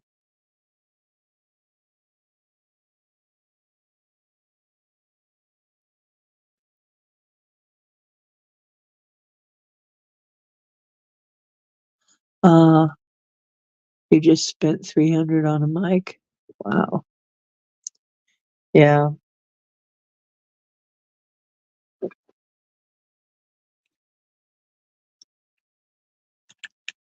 Yeah, it's true. It's kind of a labor of love for us doing the shows. Yeah, that I saw that, Max. Your channel's kind of falling apart, but that's okay. It's gonna give you a chance for it to fall back together. Usually when things fall apart like that, it's a forced upgrade. I'm about to get some stuff in that is gonna upgrade this show. I'm getting, some podcasting equipment.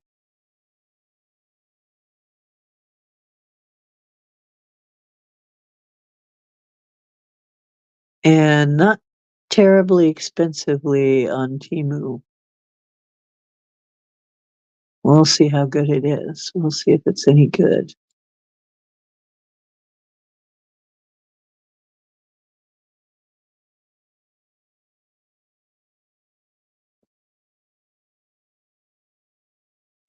You have tons of cool broken things. Well, there you go. If that's your thing when collecting, Emmett. I don't keep broken things unless I can repurpose them.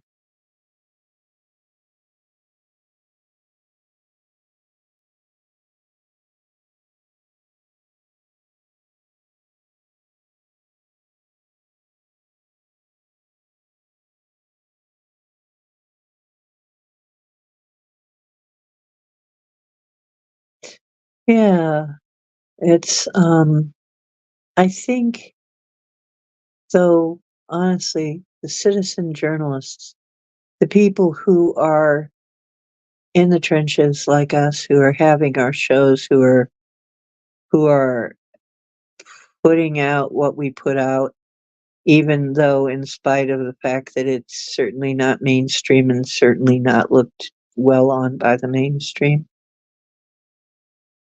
I think that we're going to have a special place later on that's in some way, shape, or form that's going to come back to us somehow.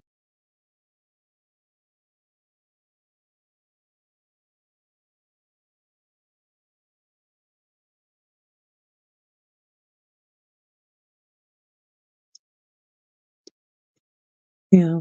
And really, the number one thing about these shows is the people in the chat.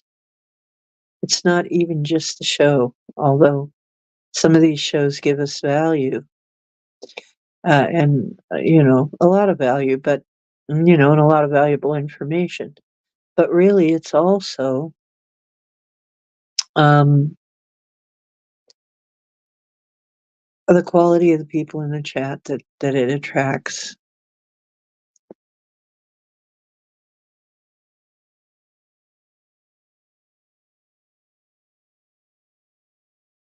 By the way, um, they do have copper wire on Temu, and they have it gold and silver plated.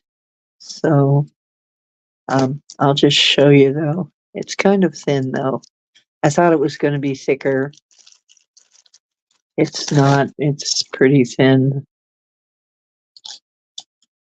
See, this is the stuff, and that's the gold, and this is the stuff that I used for my glasses. As you can see, quite a bit of difference. So, but now this is stiff enough.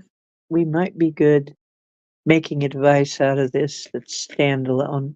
Might not be too bad.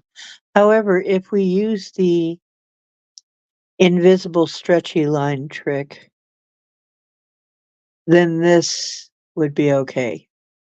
I think you just definitely need the stretchy line.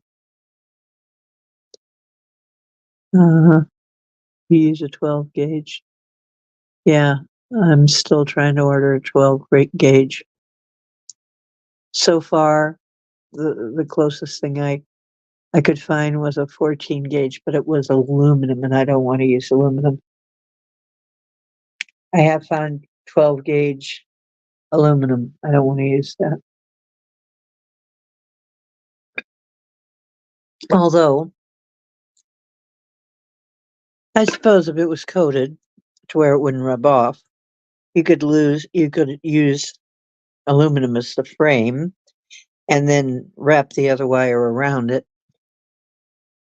I just don't like using aluminum. I don't like the energy of aluminum. Those lizard parts. Hey, Desert Rose. Desert Rose. Hey. I dream of rain. Okay.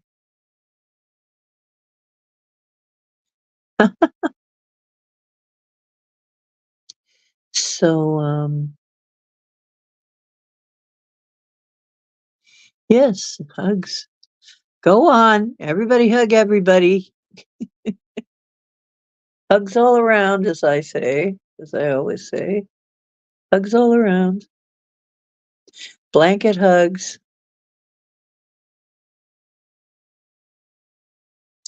Well, I was even thinking I bought some of like a chain. I don't know where it went. A chain that was copper chain. I was thinking those are loops. How big does a loop have to be? Does a loop have to be very big? You know, for these devices? So, I don't know. I'm not sure. I'm not sure one bit.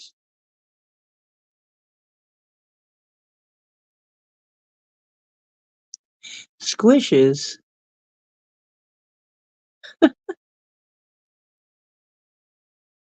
Oh dear. Okay, so anybody wanna come up?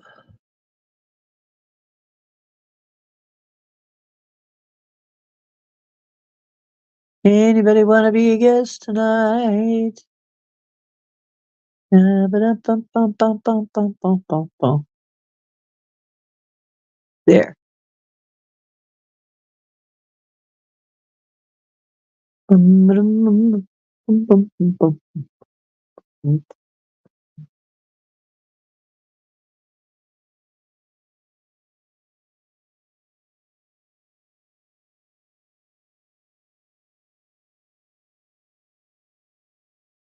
Oh, wow. The link has cat in it. You always squish boom, boom, boom, boom, boom, boom, the one you love. You always squish the ones you love. Okay, okay.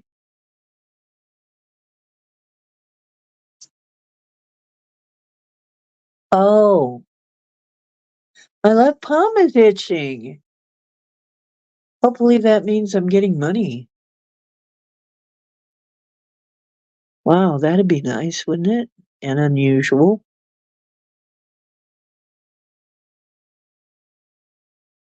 Cat scratch fever. Cat scratch fever.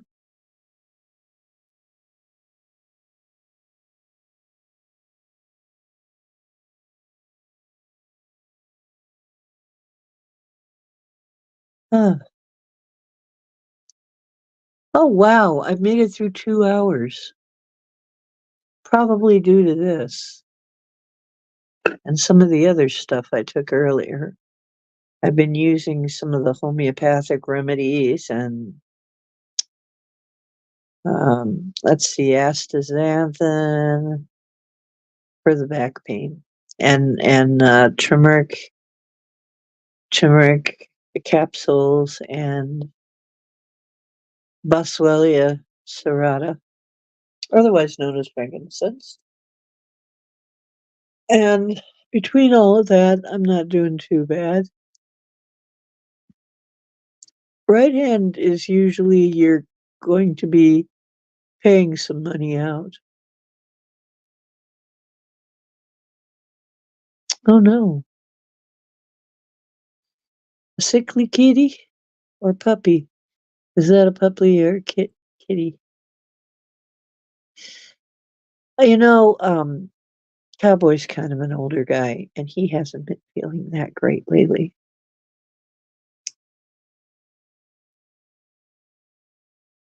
He's not really been feeling great. Pardon me. I'm going to get some salt in my system. So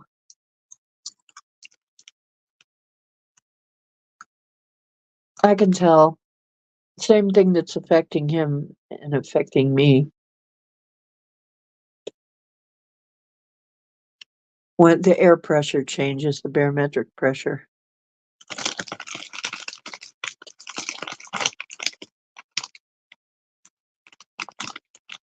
Can really knock me flat. Hey, Lewis. Oh, cool. Hi, Lewis. Did you see? Oh,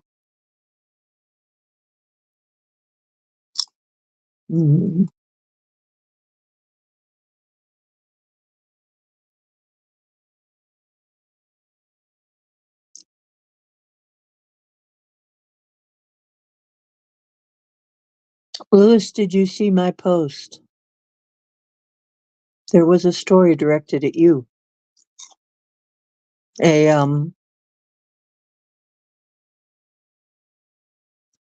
a video was a story about a bear. Did you see it?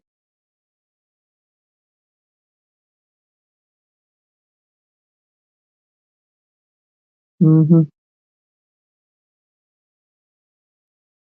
Witchy!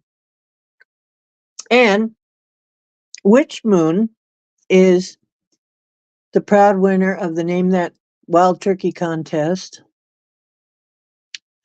on my community tab. It's my community announcement. Aren't you guys getting any of my community announcements? Don't you ever get those?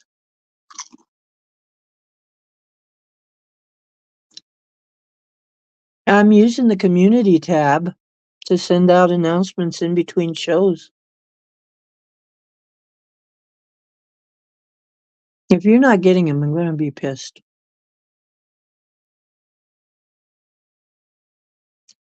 Yeah, Witchy won the Name That Turkey contest. I got a picture of a wild turkey out behind, believe it or not, a Myers. Hmm. You know the little water drain offs? They have a lot of these places. So they're kind of end up like little ponds, watering holes. I'm not kidding. Whole flock of wild turkeys and deer. We see all kinds of wildlife back there. It's practically a wildlife preserve.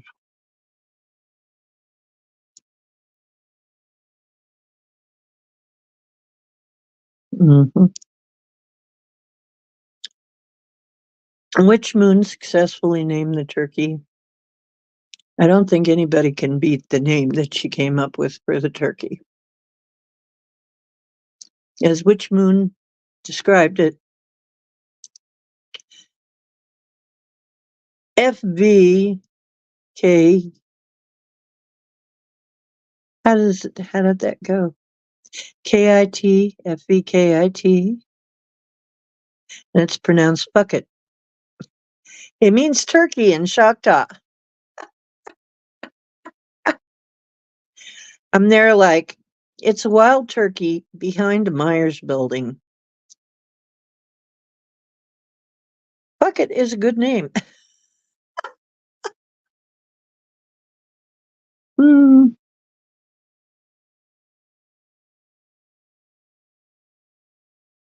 So Witchy gets a free reading.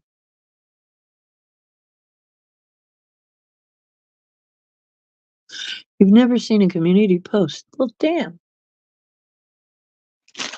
Where are they going? I'm putting them out.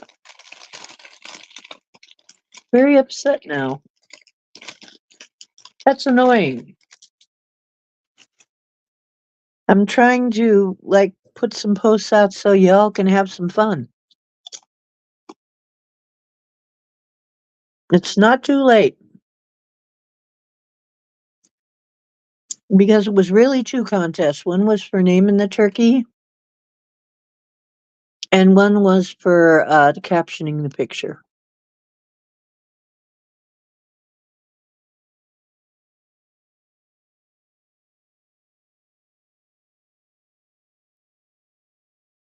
Which moon gets it for her turkey name? Because I can't think of anybody.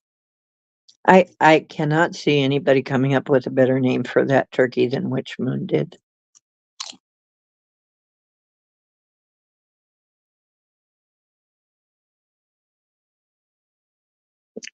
I think it's absolutely perfect the way it is. But there's still a caption.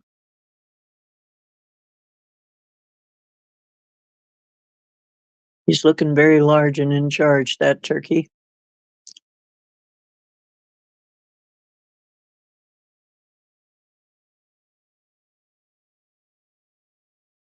Yeah. So, Mr. Fuck Up the Turkey, I mean, he's going to be one of our mascots, I guess. He was so bold as to come right up by the car. I could get a good picture.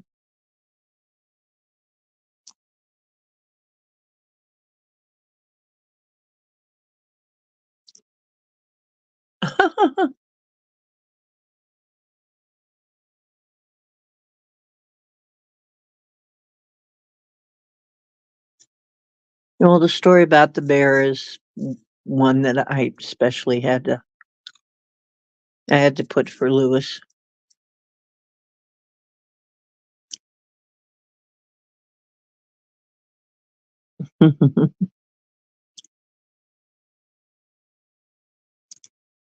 Yeah, I have to wonder if that was actually Maynard.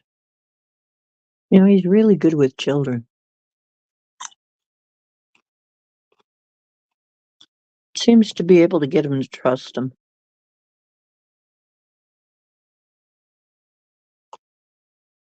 Maynard's a good guy.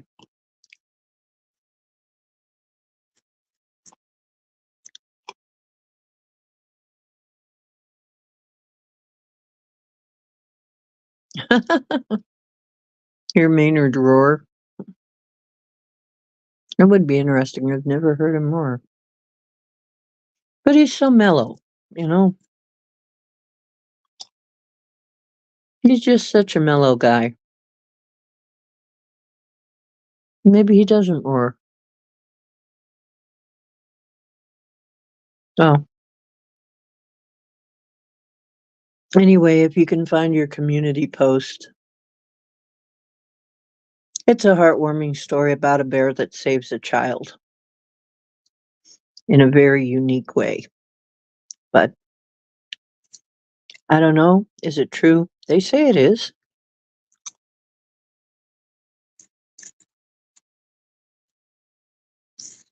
I don't know.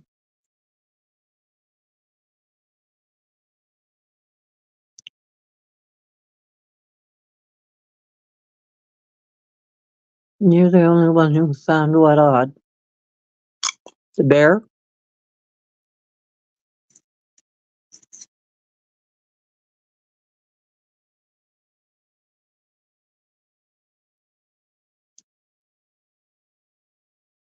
Mm.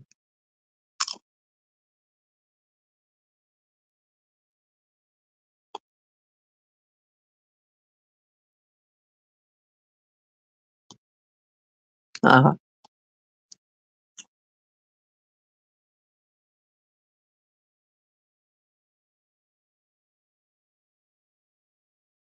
a lot of people are dealing with. I was saying, Rose, a lot of people are dealing with old stuff coming back. What, the fuck it? FK1 TI? Fuck 1 TI? Oh, yeah, that's right. We were like, fuck one targeted individual. Right, right.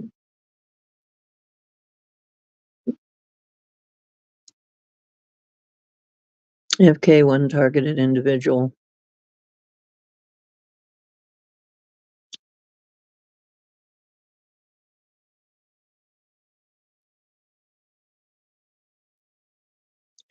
Yeah, I don't use most of that stuff. I have been going over to a thrift shop where they have some African black soap.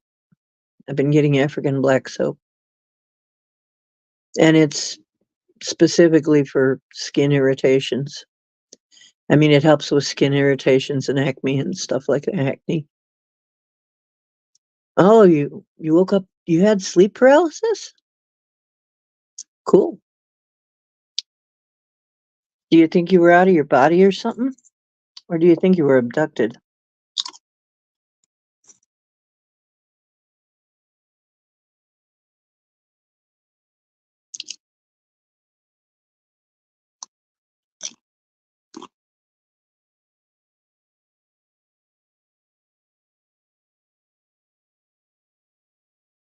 Mm. I've been needing salt recently. I've been craving salt for some reason. Yeah, African black soap, that's right. And it's made with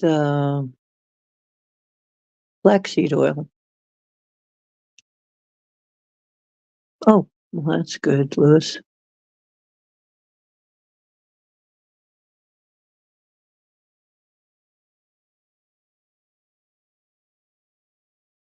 Yeah. Well, if you have that, that's good for your problem. It's good for your skin. It's for skin breakouts and irritation.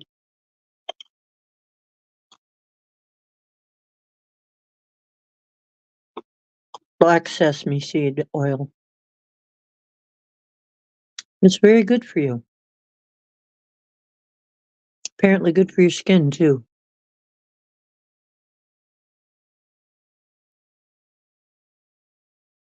Well, there you go. That'll probably help. It helps me. When I was going off of sugar, I had massive die off. I had massive candida die off. Oh my God, was it uncomfortable. Painful even. Massive die off. And that stuff helped.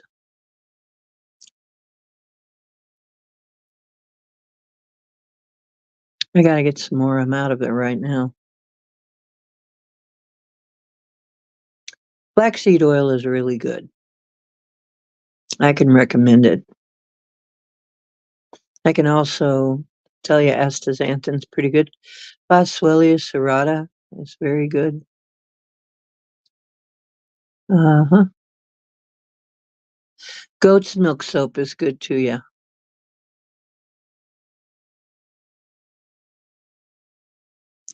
He might have.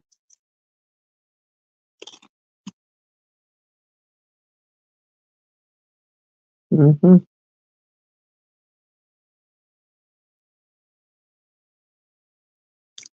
Because Maynard seems very concerned with children and their well-being.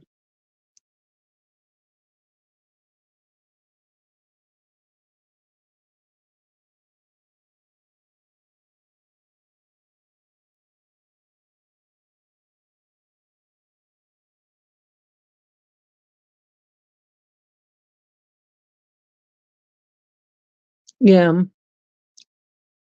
I wondered about that too. Was it a bear or was it Sasquatch? Was it a Sasquatch? And would a kid that young know?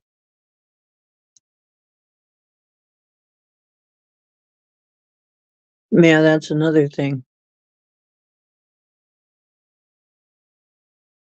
That's another thing. Lard. Lard is actually good for your skin, and so is tallow. Beef tallow.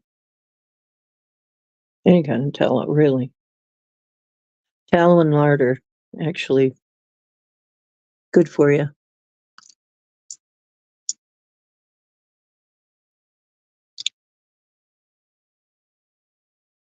Lard? Yeah. Well, get yourself some pork ribs. You'll end up with some lard. Once you cook them, that's stuff that and get yourself some nice fatty poke ribs, barbecue them, and then that stuff in the pan is gonna be mostly lard.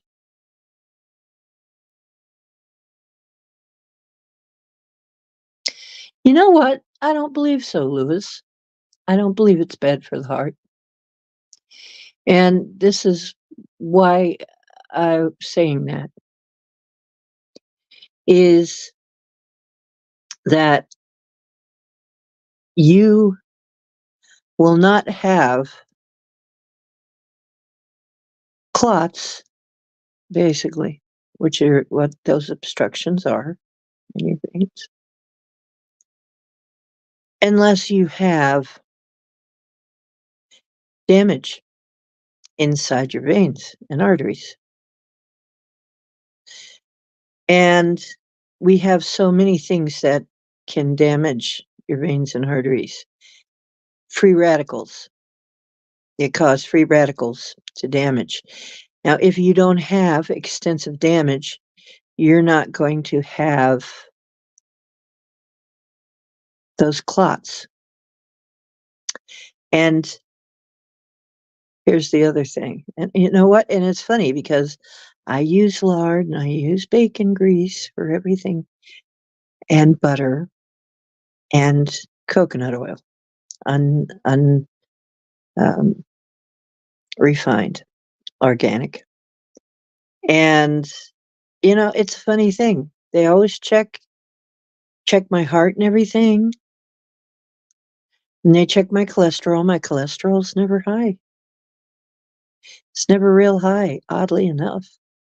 I eat that stuff. I use that stuff. I use it to cook, you know, because really it's a lot cheaper if you have bacon. It's a lot cheaper and more flavorful to use bacon grease for a lot of things than to go buy oil these days. Going off to buy oil is really high. So I use the oil off of the chicken, I use the oil off of the pork, the beef, the bacon. I use all that because your body understands that. What those clots are, they're just like a clot on the outside of your body to stop bleeding. If it wasn't for cholesterol, you'd bleed out. That's what cholesterol does. So, the problem is if you have the damage and you don't have enough cholesterol, you can actually bleed out internally too. And that will cause problems also. But it won't turn into a problem as long as you have the stuff that is going to declot it. It's like the fibrin. If you have the enzyme that takes the fibrin, it won't stay stiff. The fibrin keeps your injured areas stiff so that repairs can happen.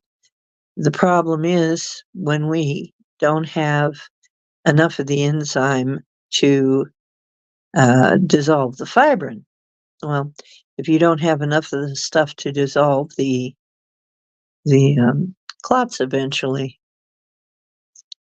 these scabs, those are actually scabs. I shouldn't say clots. I should say scabs. So basically, you know, we're talking about if you've got those kind of blockages, you had damage internal, and your body was trying to save you by putting scabs over it. But of course, if scabs can build up, and if they're not getting dissolved, then you got a blockage. So, mhm, I don't have too much trouble with salt either. It doesn't seem to make any kind of difference. I just know I feel bad if I don't get enough. Oh, Lord.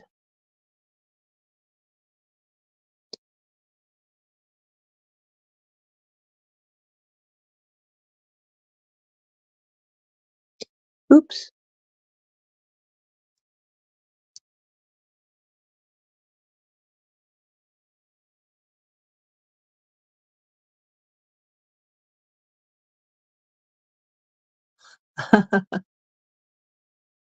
A loose herd of coyote, huh? Ashwagandha for blood pressure. Okay. Oh, I'm not a doctor. I'm just telling you my experience. Yeah, spirulina helps clear the blood, and that's another thing I take from time to time. And then another thing you can do to really help yourself is if you can get yourself some kind of seaweed, something with seaweed in it. I love sea crunchies myself. I absolutely love them. I'll eat a whole package of sea crunchies. Of course, they're not very big. I mean, if you've ever seen sea crunchies, they're thinner than paper, really. But I love those. And they come in a little package like this. Love those. I'll eat the whole package. Yeah, pumpkin seeds. Yep, pumpkin seeds. And then you want to get yourself some Brazil nuts so you have your selenium. Because I was wondering why I kept getting cold. It's I needed selenium. It was one of the problems. If you don't have enough selenium, your thyroid won't function right, and and you will be cold. I spent a lot of time being very cold, so it's not good. But yeah, I've been eating uh, and you're only supposed to eat 3 a day of Brazil nuts.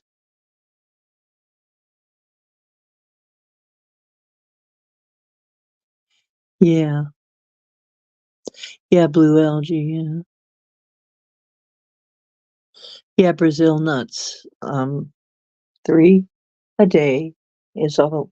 You don't want to overdo it because you will get some from other foods. There are other foods that have it, but yeah, the recommended dose is 3 Brazil nuts a day and no more because you don't want to overdo. And Brazil nuts being kind of tasty, you could overdo pretty easy. Um, and you know what? It's funny because they stopped putting them in mixed nuts. Used to be Brazil nuts were in every can of mixed nuts I ever had growing up. But now that they've figured out that they're worth something, now you have to pay through the nose at the store for them separately. And they're not in the mixes anymore. So annoying. Yeah. And well, that's like now that they figured out people want bone broth, drinking bone broth is wonderful, by the way, if you're not vegetarian or something or vegan or something. Bone broth is so comforting because it's warm and it has no caffeine. You can drink it in the middle of the night. It has very few calories. It's really nice, and it's really nice to drink along with a sandwich. Oh, it's so good with a sandwich. You get yourself a turkey sandwich and some bone broth. So good. So good. Yeah. Well, thing is, since they figured out that bones are worth something, now all of the cuts of meat that are on sale are boneless. Not only that, but you gotta watch. Now that they have artificially made meat, you gotta watch stuff that's boneless. And I also look for stuff that has fat on it. You know, I want a cut of meat that has fat on it so that I know that it's not, manufactured meat.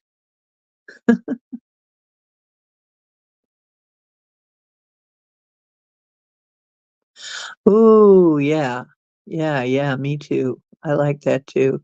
Sometimes I'll throw that in too. Yeah, turmeric, pepper, and ginger. Yeah, absolutely.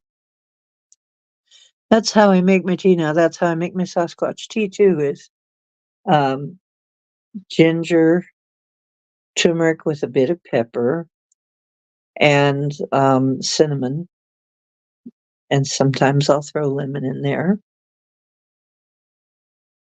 I forget what the other thing is. Sometimes I put in, but yeah, it's really good to keep you healthy. Yeah, and the broth helps you stay hydrated, and you just put a little salt in there. Very nice. Yeah, official meat is just me. It's like, oh, nauseating sounding. And I know that the process is also creates a lot of toxic waste, and we really don't need that. We really don't.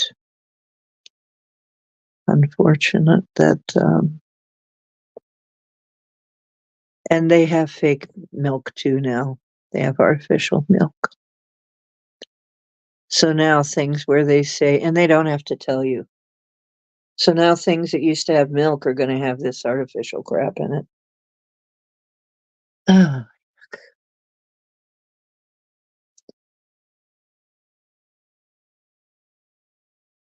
yeah, bone broth is full of collagen. And you know what? I have to tell you, I since I have been taking bone broth, I have been feeling better. And I even look better. I even look better. Collagen is best an inside job. People try to put it on their skin. No, the molecules are too big. It doesn't sink in. However, you need to ingest the collagen. Yeah. Aw, Peachy is there for snuggles, a little Peachy kitty. Hello, Peachy. Are you there for your mommy to snuggle you a little bit? Oh yeah, bone broth is full of collagen. It's very good for your skin and your joints. Yeah, your hair and nails, your skin, your joints. Yeah, it's good for all that.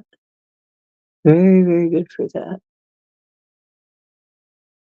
And so, I want bones in my meat so that I can have the broth. And another thing I put in broth, I'll tell you, it always comes to food with us. We end up so much down a food lane, right? On a food subject. But if you can get yourself some miso, and the reason I'm saying that is miso is fermented soy. And fermented soy is actually good for you, whereas not fermented GMO soy is not good for you. It is really not.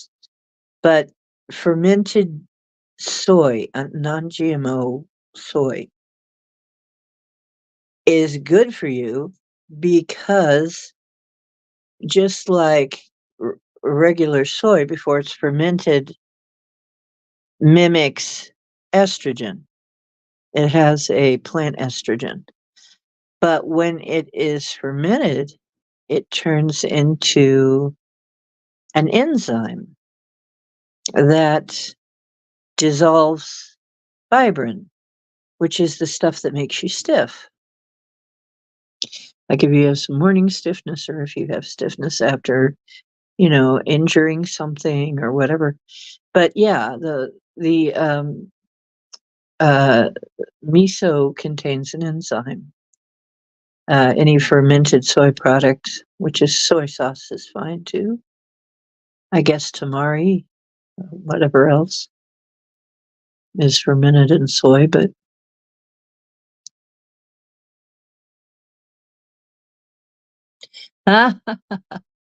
your ghost kitties. Purr. Oh, that's good. Yeah. I had to stay the heck away from soy. It made me bleed like a stuck pig. Sorry.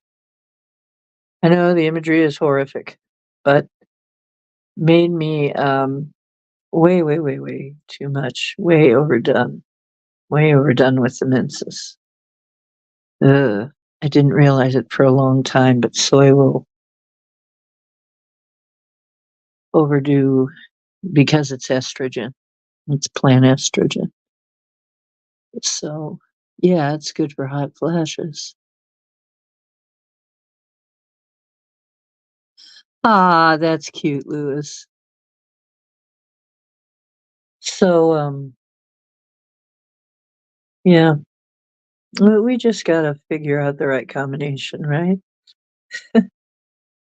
Well, I'm lucky I have a homeopath. The, um the couple of, things that he gave me were helping somewhat, but they just weren't doing the whole job alone, you know? Hot flashers. Oh, well, that's something different. I might enjoy hot flashers. I remember are they male? Male flashers, maybe? Huh? What, you eat hot flashers daily?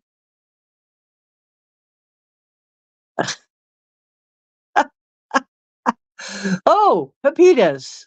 Oh, okay. Oh, see, I was so confused.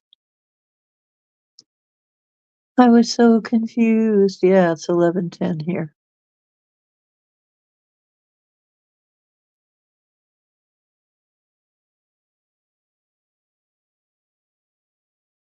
Oh, that's cute. Oops. It's like, "Hey, Dad, wake up. Come on. It's time to go. Time to get up." That's cute. And, there will be pets on the other side, and there will be pets in New Earth, and there will be pets in what they're calling 5D. Although I dare say they might be a bit different.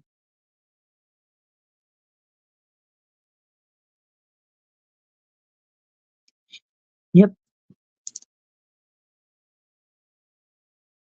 Pumpkin seeds. Amazing, huh? Well, that and I got myself some food grade diatomaceous earth, and I squeeze a little puff of that. I got it in like one of those bottles that you like, kind of a squeeze bottle thing, and you just puff a little bit of that dust into your coffee or whatever, the food grade diatomaceous earth, and that also takes care of parasites.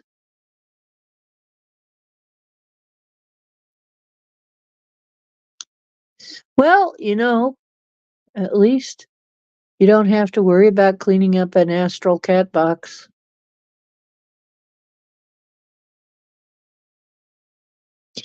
Well, etheric pets need love too. Maybe their owners, don't notice them or something.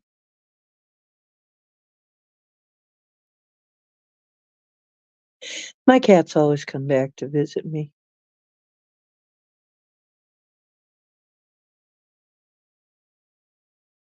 Sometimes in a very big, showy way. Anyway, yeah. I have loved all my fur babies. They know it. My little fur babies, fur angels now. A lot of fur angels. I have a lot of fur angels.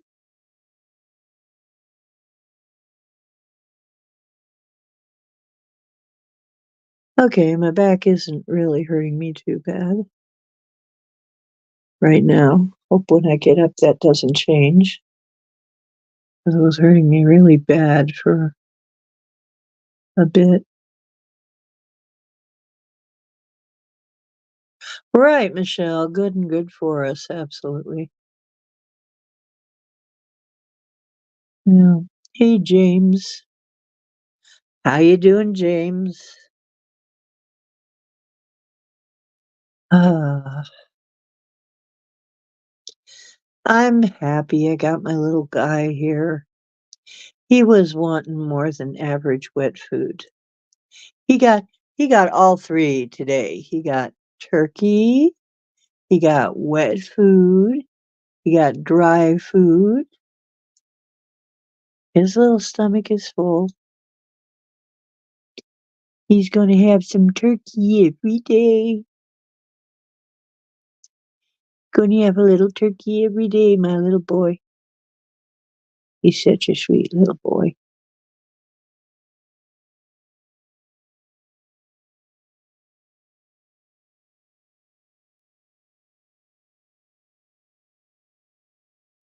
Oh, you got to play bingo. Cool. Oh, you gotta go. Well, thanks for stopping by, Rose. Nice to see you and glad you came by. And big hugs. Dream well.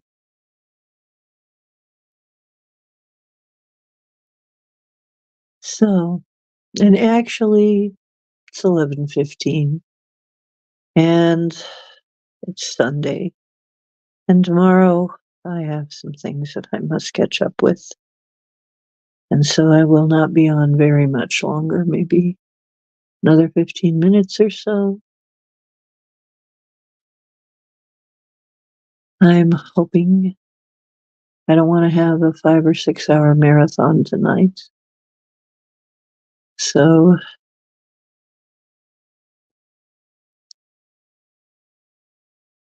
tomorrow, we'll see what tomorrow brings. Hopefully, my back will be better. I'm not in too much pain tonight. I'm I'm doing better than expected at this point. So, anybody sending me energy, thank you.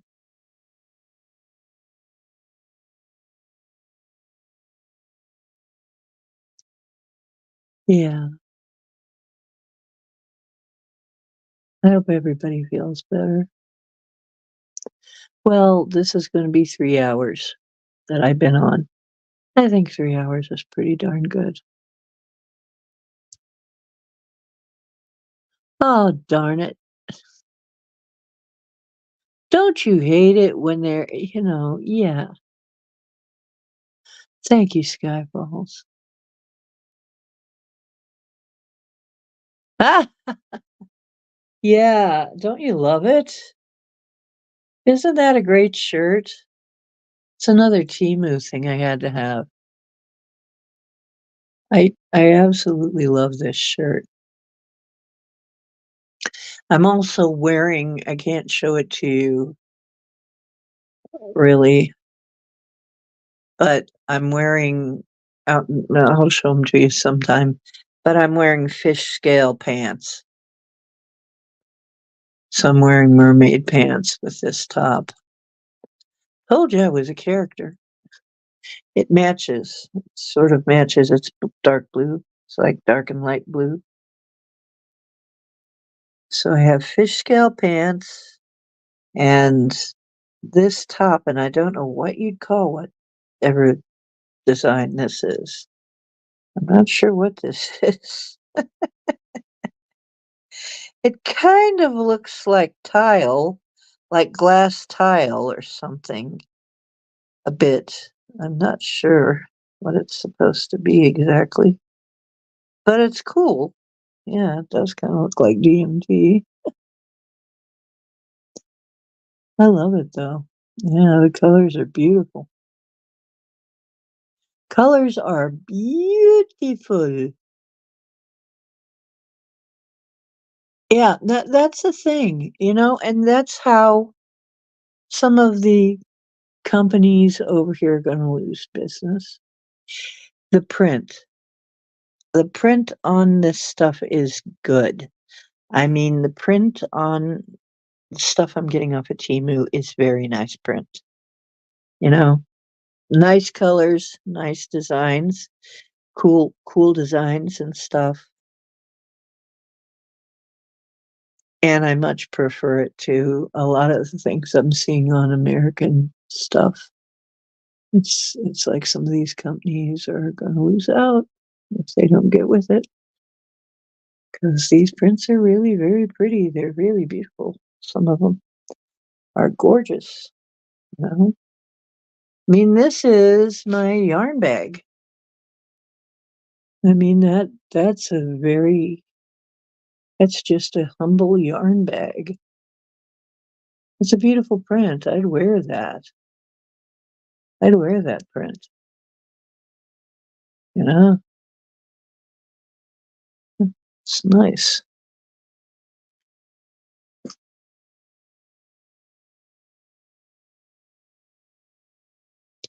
Then I have my pants over there I'll have to wear sometime. I haven't worn them out yet, but they're,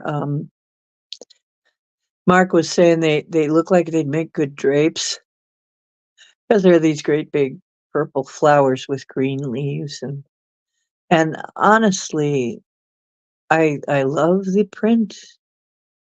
I love the print on those. I just love the way they're printed. They are doing a good job, you know, with that, whoever the designers are, you know? Yeah, I hate to say, but Walmart's gonna lose their butts. Yep, because Walmart is pissing people off.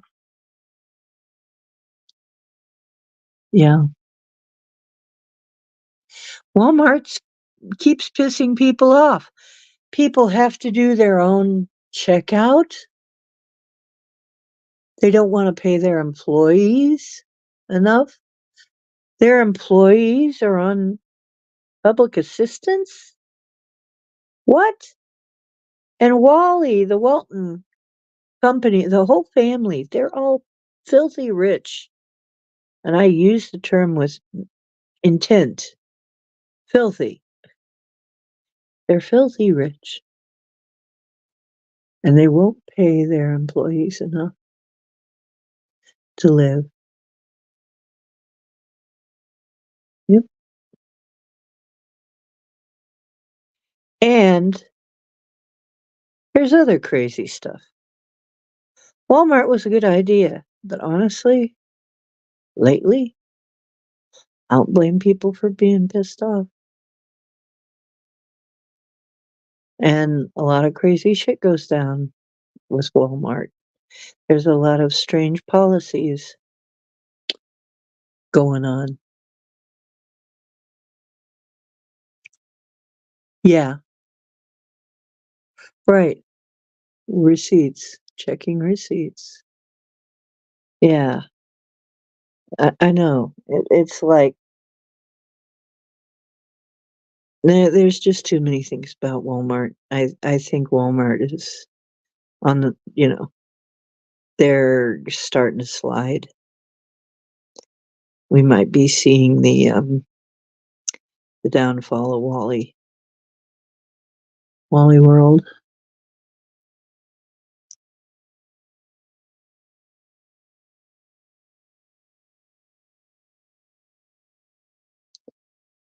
Yeah.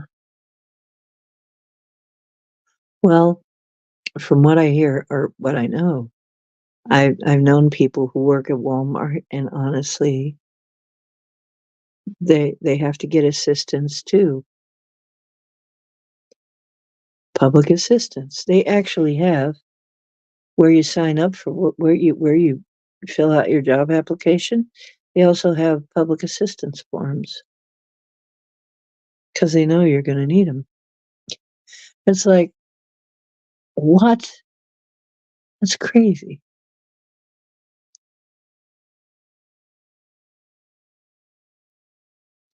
Oh, you're down at Dollar General. Okay. Damn.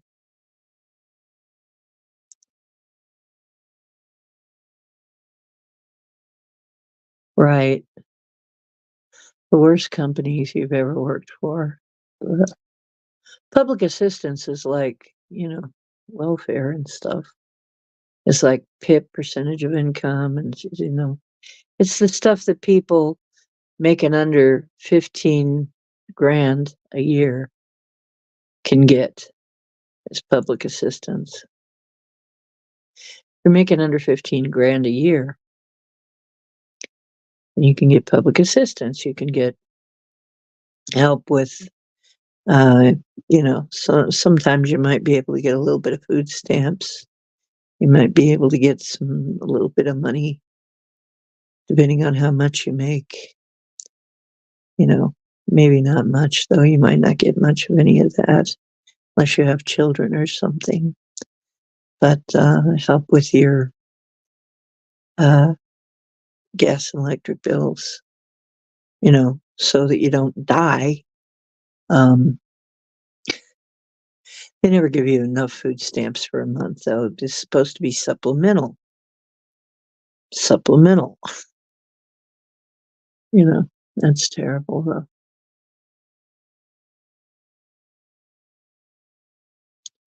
I know. It's absolutely shocking that people are never going to pay. And all those people who made debt going to college, they are never going to be able to pay it off the way things are now. Stuff has got to change, or and people are just not making what they need to make to live. Yeah, you're over. And you know what?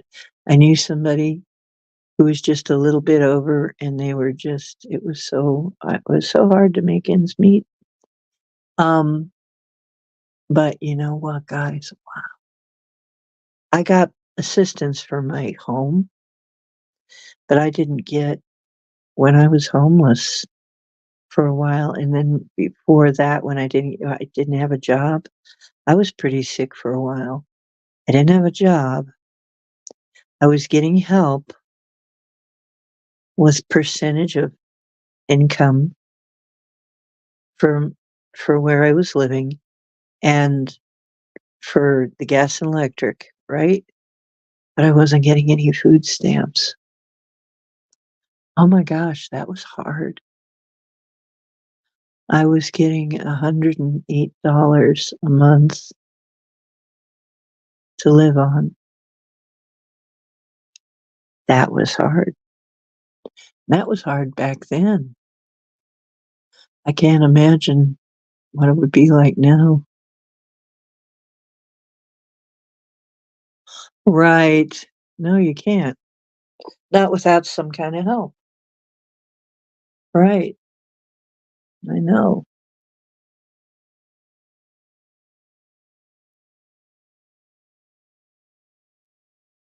Yeah, that's gotta change. Let's get that to be reformed. We need a living wage. We need a living wage so people at least don't have to be on the street. We need a living wage, something. We need that to all be reformed, that whole system, welfare system, all that, so that people can actually live good lives without.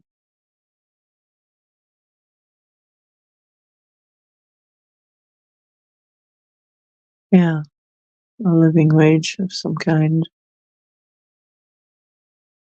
Well, they're trying it in Denmark. They figure it's cheaper than having a welfare system, and less complicated, and then you don't have to pay all the people for administrating the benefits and stuff. You just send, now in Denmark, which is one of the places I'm considering if I were to move, I would consider Denmark. You pay 49% um, they of your wage tax. However, you get everything included with that. You get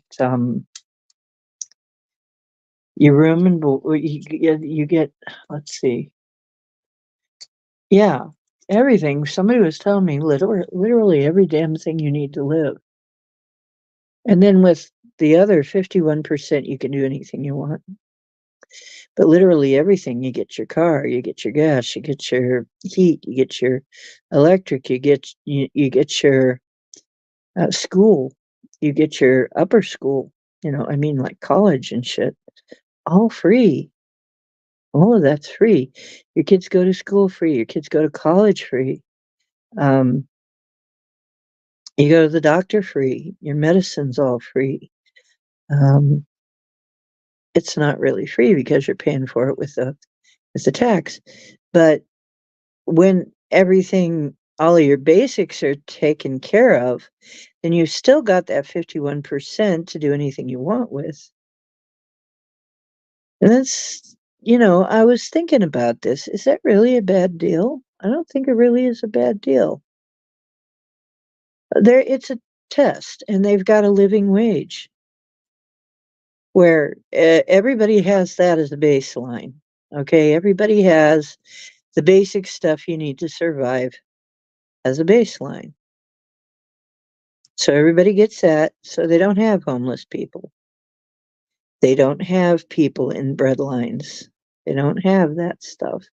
Everybody gets enough to survive and actually live a very standard life.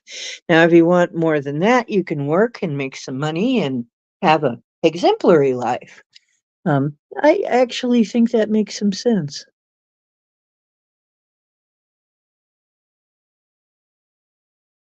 Yeah. I don't know. We'll see how that works, but so far I guess it's working for them.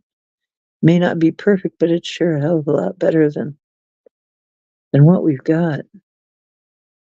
So let's work on reform. Yeah, okay. Let's intend that whole system's going to get reformed to where people can actually live a decent life, because as it is, um, it's very hard if you're on assistance and you're trying to go through them to get a doctor. It's very hard to get a decent doctor. Very hard.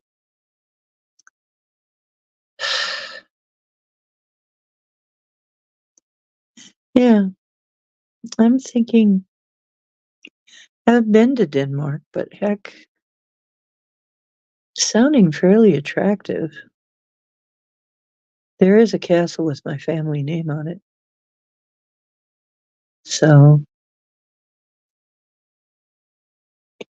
I don't know what that means for me, though.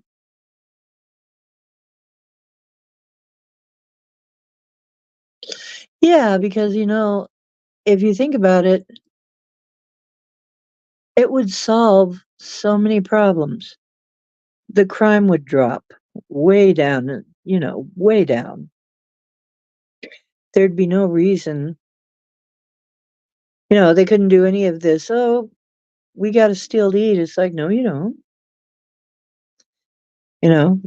You don't have to steal. You don't have to steal things to live. You know. So hey,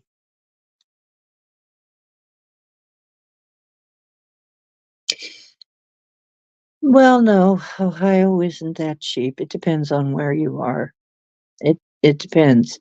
There are areas that are cheaper. Like it's way cheaper than New York.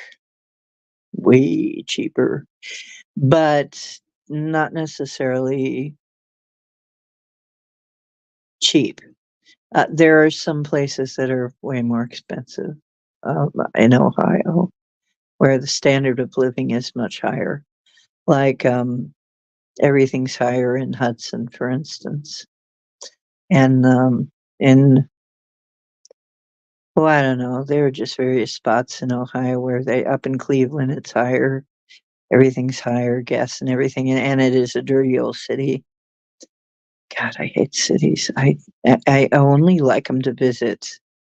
I visit once in a while, and then I remember really quickly why I don't like cities.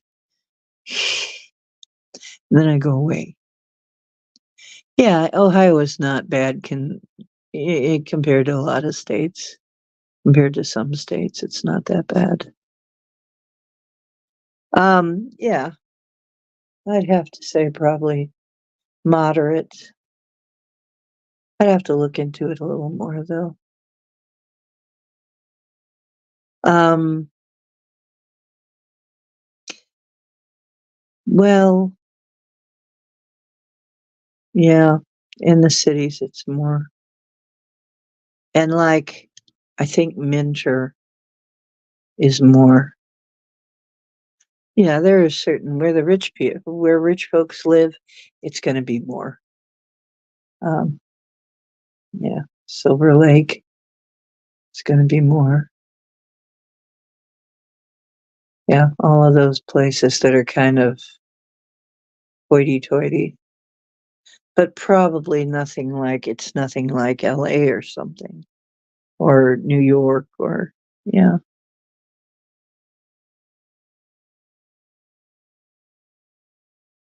Yeah, um, yeah, I was not too crazy that way well, I don't know. Uh, oh, you're on your own. In Texas, they don't care, huh? Yeah, Ohio does have a state welfare system, at least it exists, and, it's not perfect by any means, and it's not exorbitant at all, I mean, but it does exist, and, you can live if you're very careful, but, it really doesn't keep pace with inflation ever.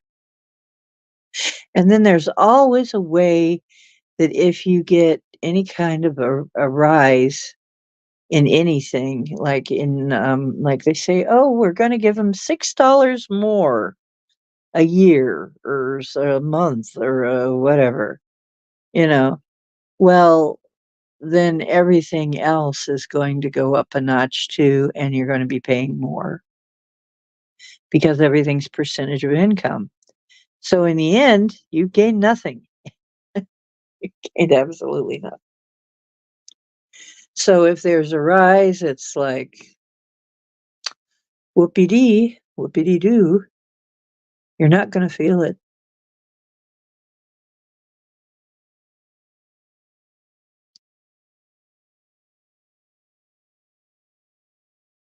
Oh, and you never got any help? Wow. Oh my god, this 80 hours a week, yeah. Yeah, the system is designed to fail. It really is. Well, yeah, witchy, I think I'd move if I were you. If you had that much bad luck there, I think I'd move.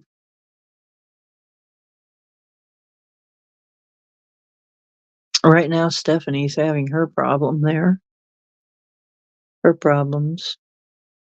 She's in, Texas. Texas used to be okay, though, I guess. At least that's what some people used to say, Texas was good. I guess depending on what part.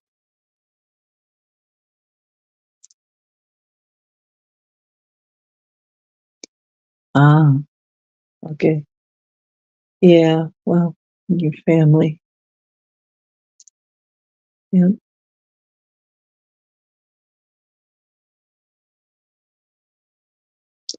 I hope you do.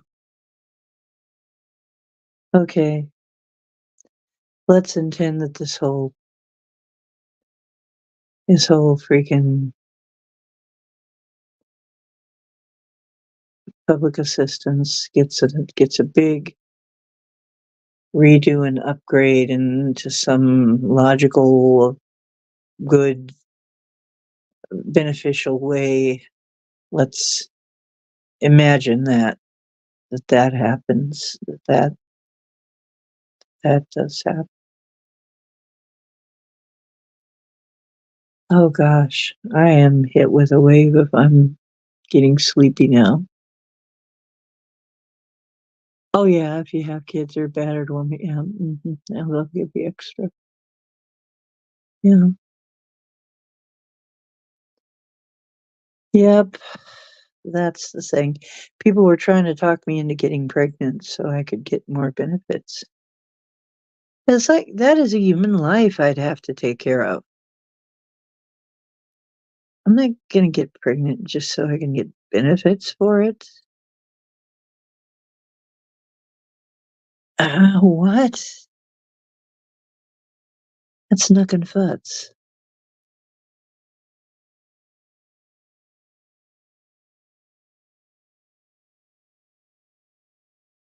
Ay. Not necessarily battered women though, Chloe. 'Cause I know one who's a battered woman. Actually, I know some battered women who are having hell of a time. It depends.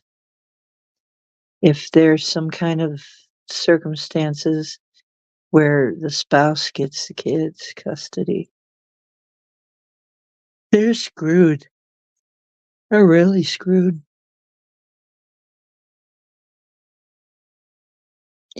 Yeah.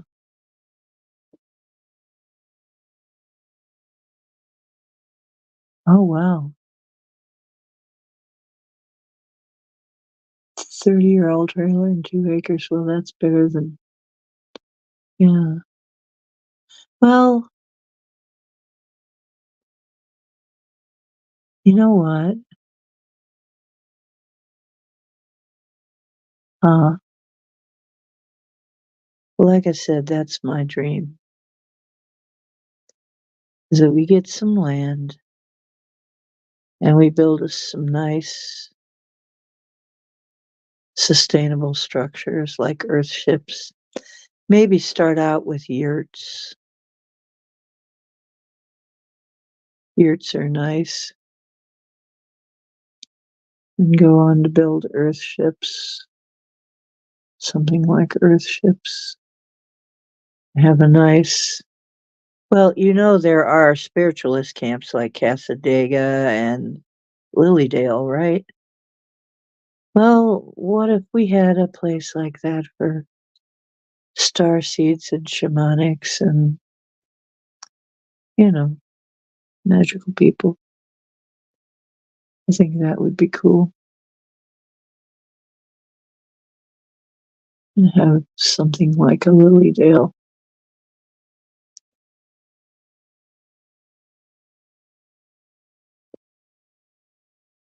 Yeah.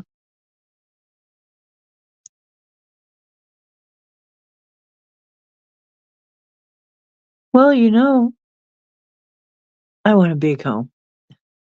I want enough room to have a studio. I want to have a studio, an art studio, and I want a recording studio. And I guess it could be maybe the same room.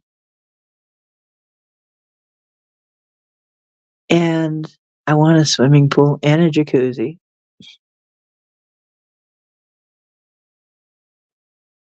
So I want a place with enough room.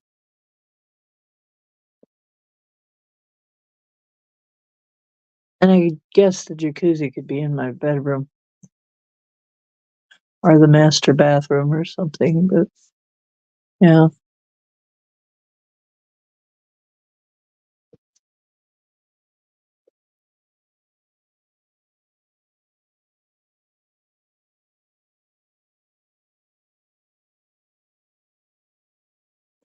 Yeah, see, that's just it. That's why I was thinking of Earth ships because they're sustainable. They're off grid.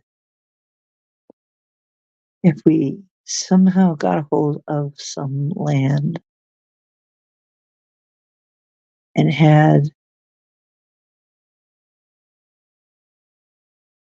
and then, I was thinking for an industry, would be fun to have a bed and breakfast, hobbit homes, where you can rent a little hobbit home.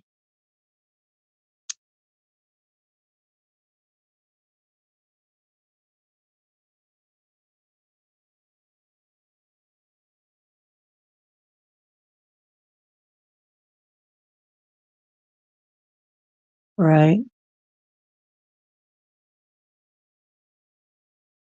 Well, a yurts are very nice. They're very comfortable. They're easy to put up and take down.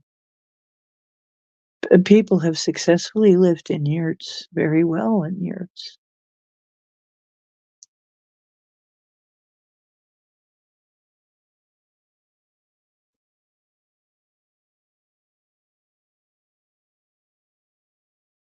But, yeah, you'd have to design that. You'd have to have some separate thing with yeah, there would be some things to that.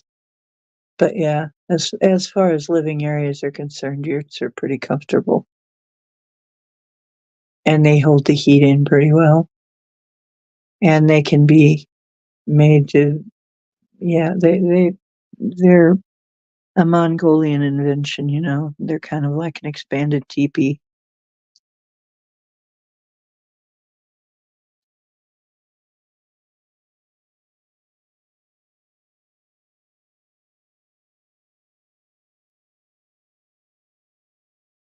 Oh, yeah.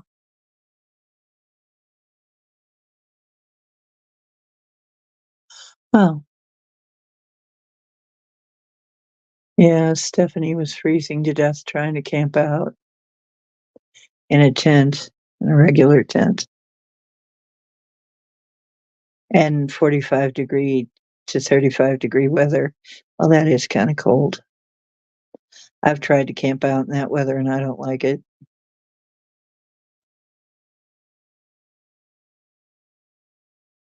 Yeah, but yurts are not that expensive and can be adapted. So and can be moved easily. I knew some people who had a yurt that they made a special platform for it. They had a big tarp, a special wooden platform that they attached everything to. They could put that sucker up in like half an hour and it would be like very stable, and and pretty comfy. And they would go to the fairs in that.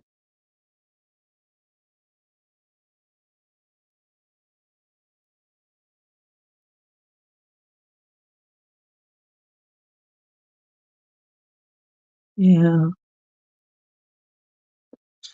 that's what I'm saying. I am feeling really good here because here I am warm, at least. I'm pretty warm. I'm living decently. Finally, I'm in a place that is not killing me.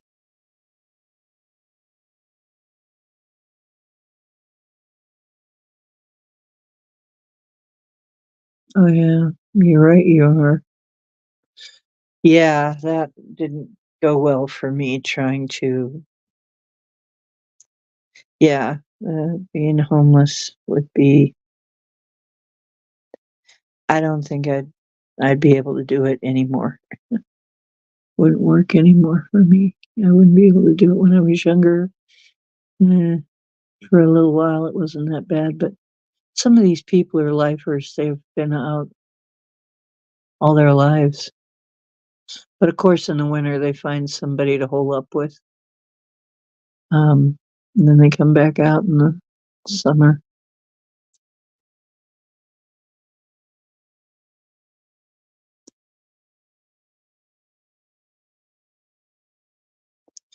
You know what? Yeah, Witchy, get yourself a yurt. They're comfy. That's what you need. You need a nice yurt. They're not that terribly expensive. I know somebody who makes yurts. They're basically round, kind of look like a circus tent, and they're very. There's a actually like a park that has yurt. It's a yurt park, like a trailer park. It's a yurt park up the way here. We actually have one, um, and they're extremely cheap to heat and cool and run because of the way they're built. I think I would definitely. I was even thinking of living in one. I was thinking of getting one of those.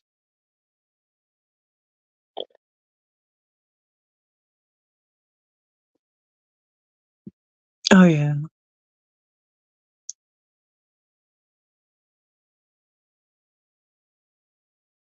Aw, that's nice.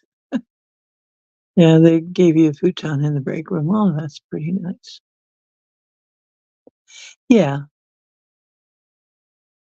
Well, they're based on Mongolian version of a teepee is a yurt, and actually they're quite comfortable.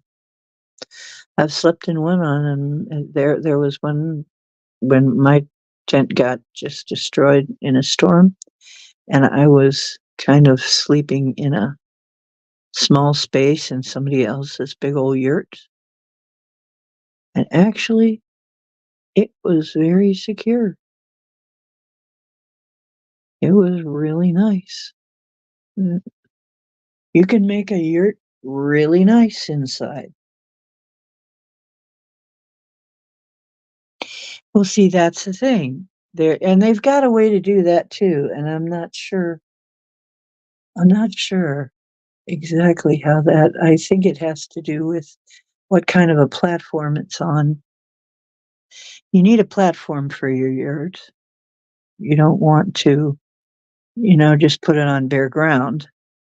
So, I'm thinking that the running water goes through the platform. The platform is usually up from the ground. It's usually up off the ground. So I'm thinking probably that's how they're doing. You'd have to look at it. Go and look at. Yeah, you'd have to do a little bit of research, but um, while back there was a couple putting up their yurt. There was a couple building their yurt on YouTube. It was fun to watch. Um, out in the middle of the wilderness, that they had gotten some land, and um, there are yurt videos, and I was thinking, you know what, it makes a lot of sense. And then eventually, if you wanted to change over into something else, you could do it into an earthship. You could live in a yurt very nicely while you were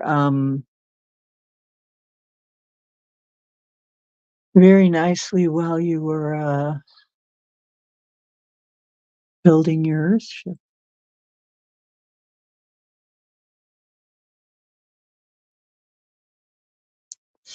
Right, lots of love. Well, it's funny because I didn't manifest more money, I manifested more prosperity. I manifested much cheaper ways to get my clothes and food and stuff. So, actually, I didn't manifest more money, but I did manifest more abundance.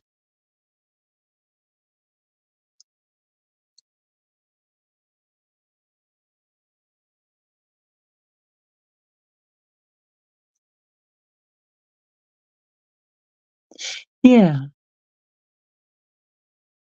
yes, and we could have fun. We could do fun things. We could have fun group activities, you know? We could have a big old pool. We could have, um, um, parties and, get-togethers and, potlucks and a garden, a nice community garden and, stuff like that.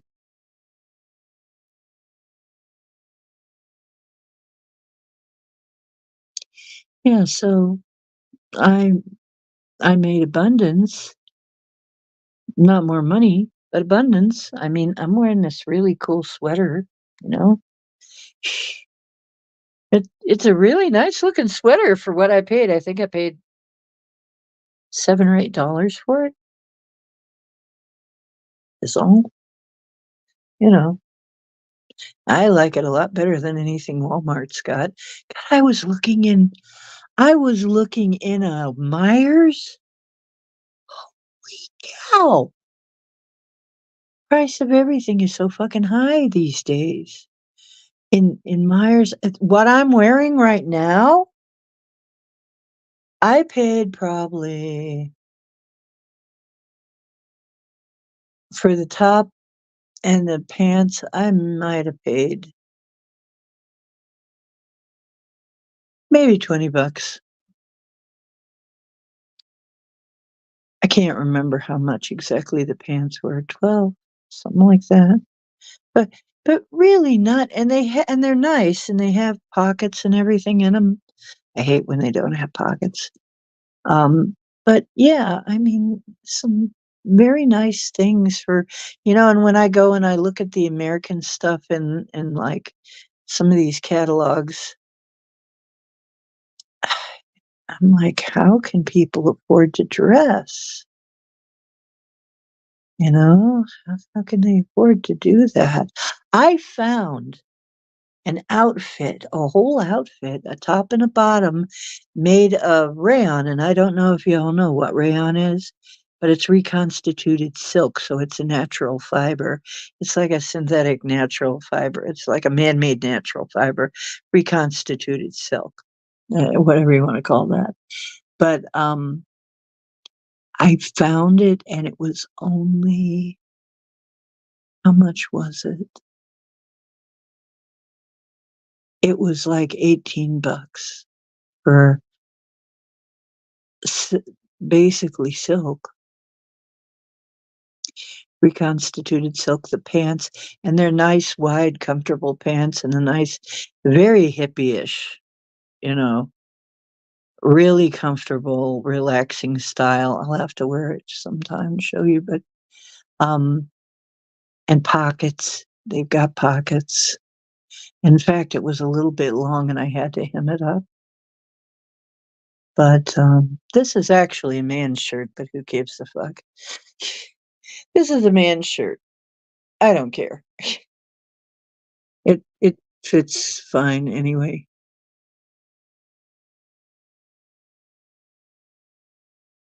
I love rayon. It's one of my favorite fibers. And viscose, which is, made from bamboo. I have some bamboo clothes, some viscose clothes, which are very light and airy and very nice. Um, but yeah, finding this whole, very very comfortable, nice outfit, and I'm looking at what it would cost anywhere else, and I'm going, "Holy crap." It would be at least $50, at least, and I got it for under 20. I mean, and that's its regular price. So, my back. My back is beginning to come back. My back pain is beginning to come back a little bit here, folks.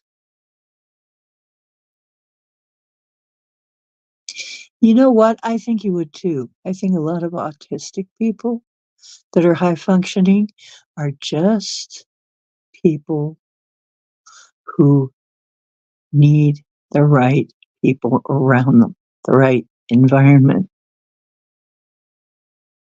I think they just need the right environment.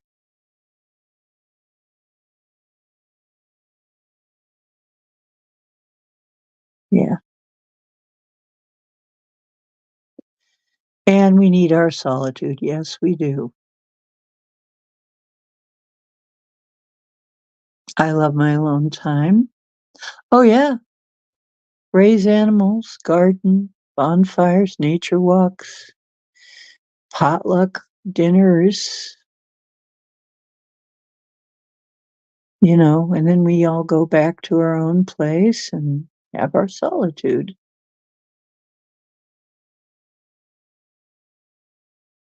you know? Yeah, natural fibers and silk. Silk is a good frequency. So, this is polyester, but so is everything now that you find in Walmart practically or anywhere. Any of the cheaper stores, there's a lot of polyester. This suit that I'm wearing right now is polyester, but actually it's very well, it's polyester done right, honestly. I gotta say that our polyester in this country, it's not good. It's inferior. This is actually pretty decent stuff. I mean, this is not an ad, but I'm impressed with the quality. At least the seams are finished correctly, you know? It's like half the time when I get cheap clothes in America, the seams are crappy, sewed crappy, they're half-assed. Everything's kinda half-assed. These are actually pretty well done. I was surprised at I was surprised at it. For $7, $8, you know?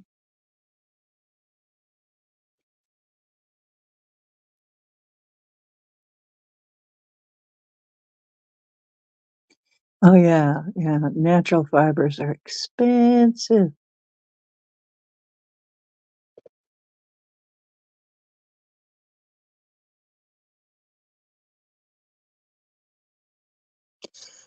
Mm.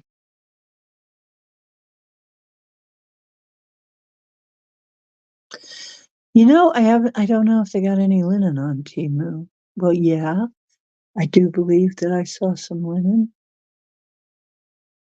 I'll have to look, see if they got anything in my size. I take a large size and I'm tall too. That's what I really was shocked at, that I had to hem the pants. This is Asian, um, I got a very large Asian size, like I got an 8X, like that's about as large as Asian sizes go.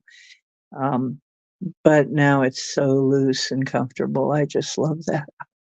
I tried it on, and it's funny because people reviewing the outfit, one of them said, "This is so relaxing to wear," and it's like, I know what she means. I know what they mean. It's reconstituted silk, it's a natural fiber. It's really the design is very simple, and it's loose, it's very comfortable. It has pockets you can put your hands in, and it's just but it still looks classy. It's very classic. And I'm like, yeah. And then the feel of the fiber, the rayon, it feels different. Yeah, it's just extremely relaxing. That's another thing about yurts. Um, Corners make stress. Yurts are more rounded, but a 90-degree, the way that energy doesn't flow at 90-degree angles. In a yurt, the energy flows because it's no 90-degree angles.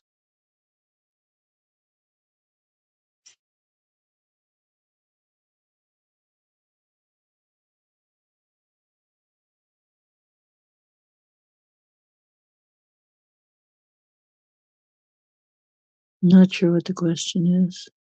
I mean, the man-made materials, well, polyester is made from petrol. Unfortunately, it's oil. So it's made from petroleum.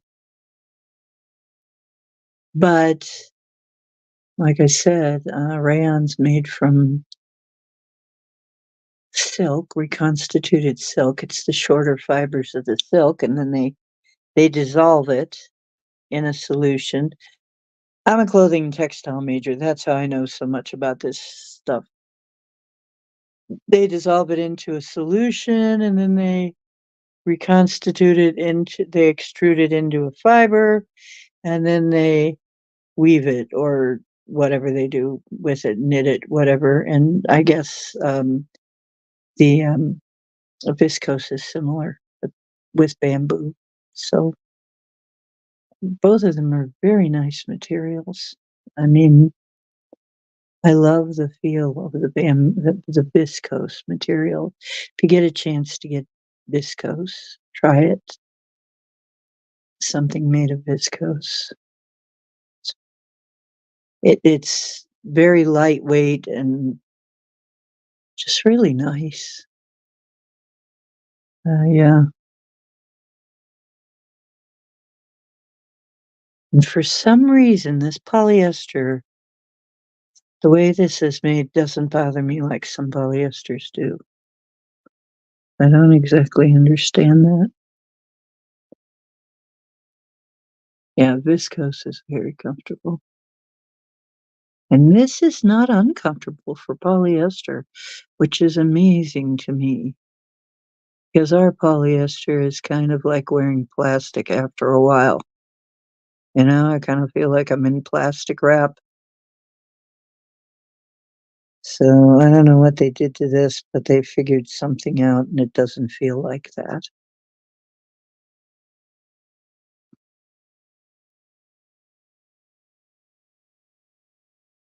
Yep.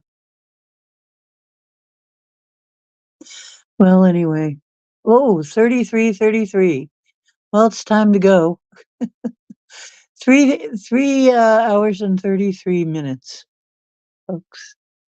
Well, I've been noticing that a lot lately, and I'm thinking it's time for me to not go to go. I love you guys. Take care.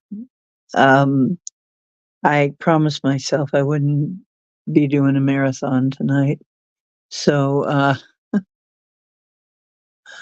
and he just reminded me to look at the time, and oh my goodness, um, it's late. I should rest my back and hope that I feel better tomorrow, that I do better tomorrow, that it doesn't give me such horrific pain tomorrow, um, and that I can do some walking around because I couldn't even walk today.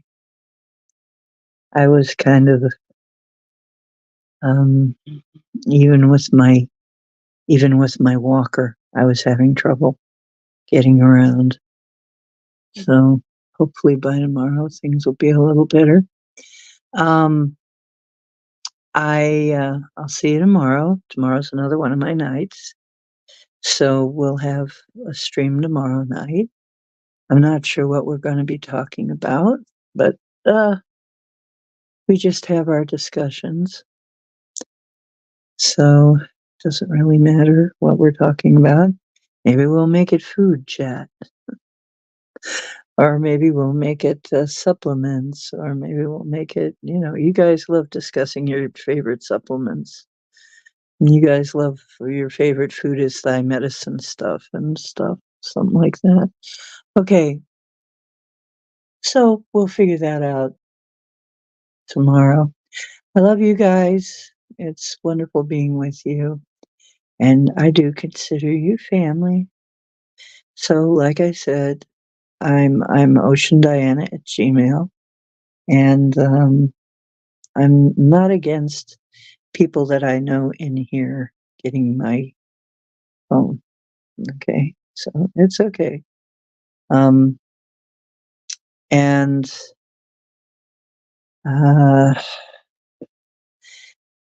well, remember that you are divine,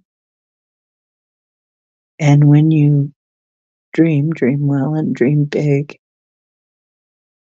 and realize if we don't start seeing some reforms, I'll ask for some light language or something to make the whole public assistance system.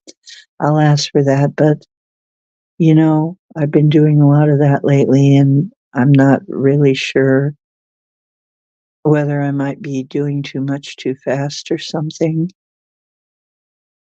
I don't know. I have to think it all over. But yes, I will definitely. Thank you. Thank you. And I will check for Michelle's pictures. And truth is where you find it. I hope you find some on this show. And tell people you love them when you do, because you never know. Some people are leaving. And actually, maybe we're leaving. We could be leaving. Um, I think it's going to be very important to stay in touch with each other through next year. Will be kind of important. So um, it'll be good to keep in touch with everybody. Okay. Yep. 12:11. Time to toddle off.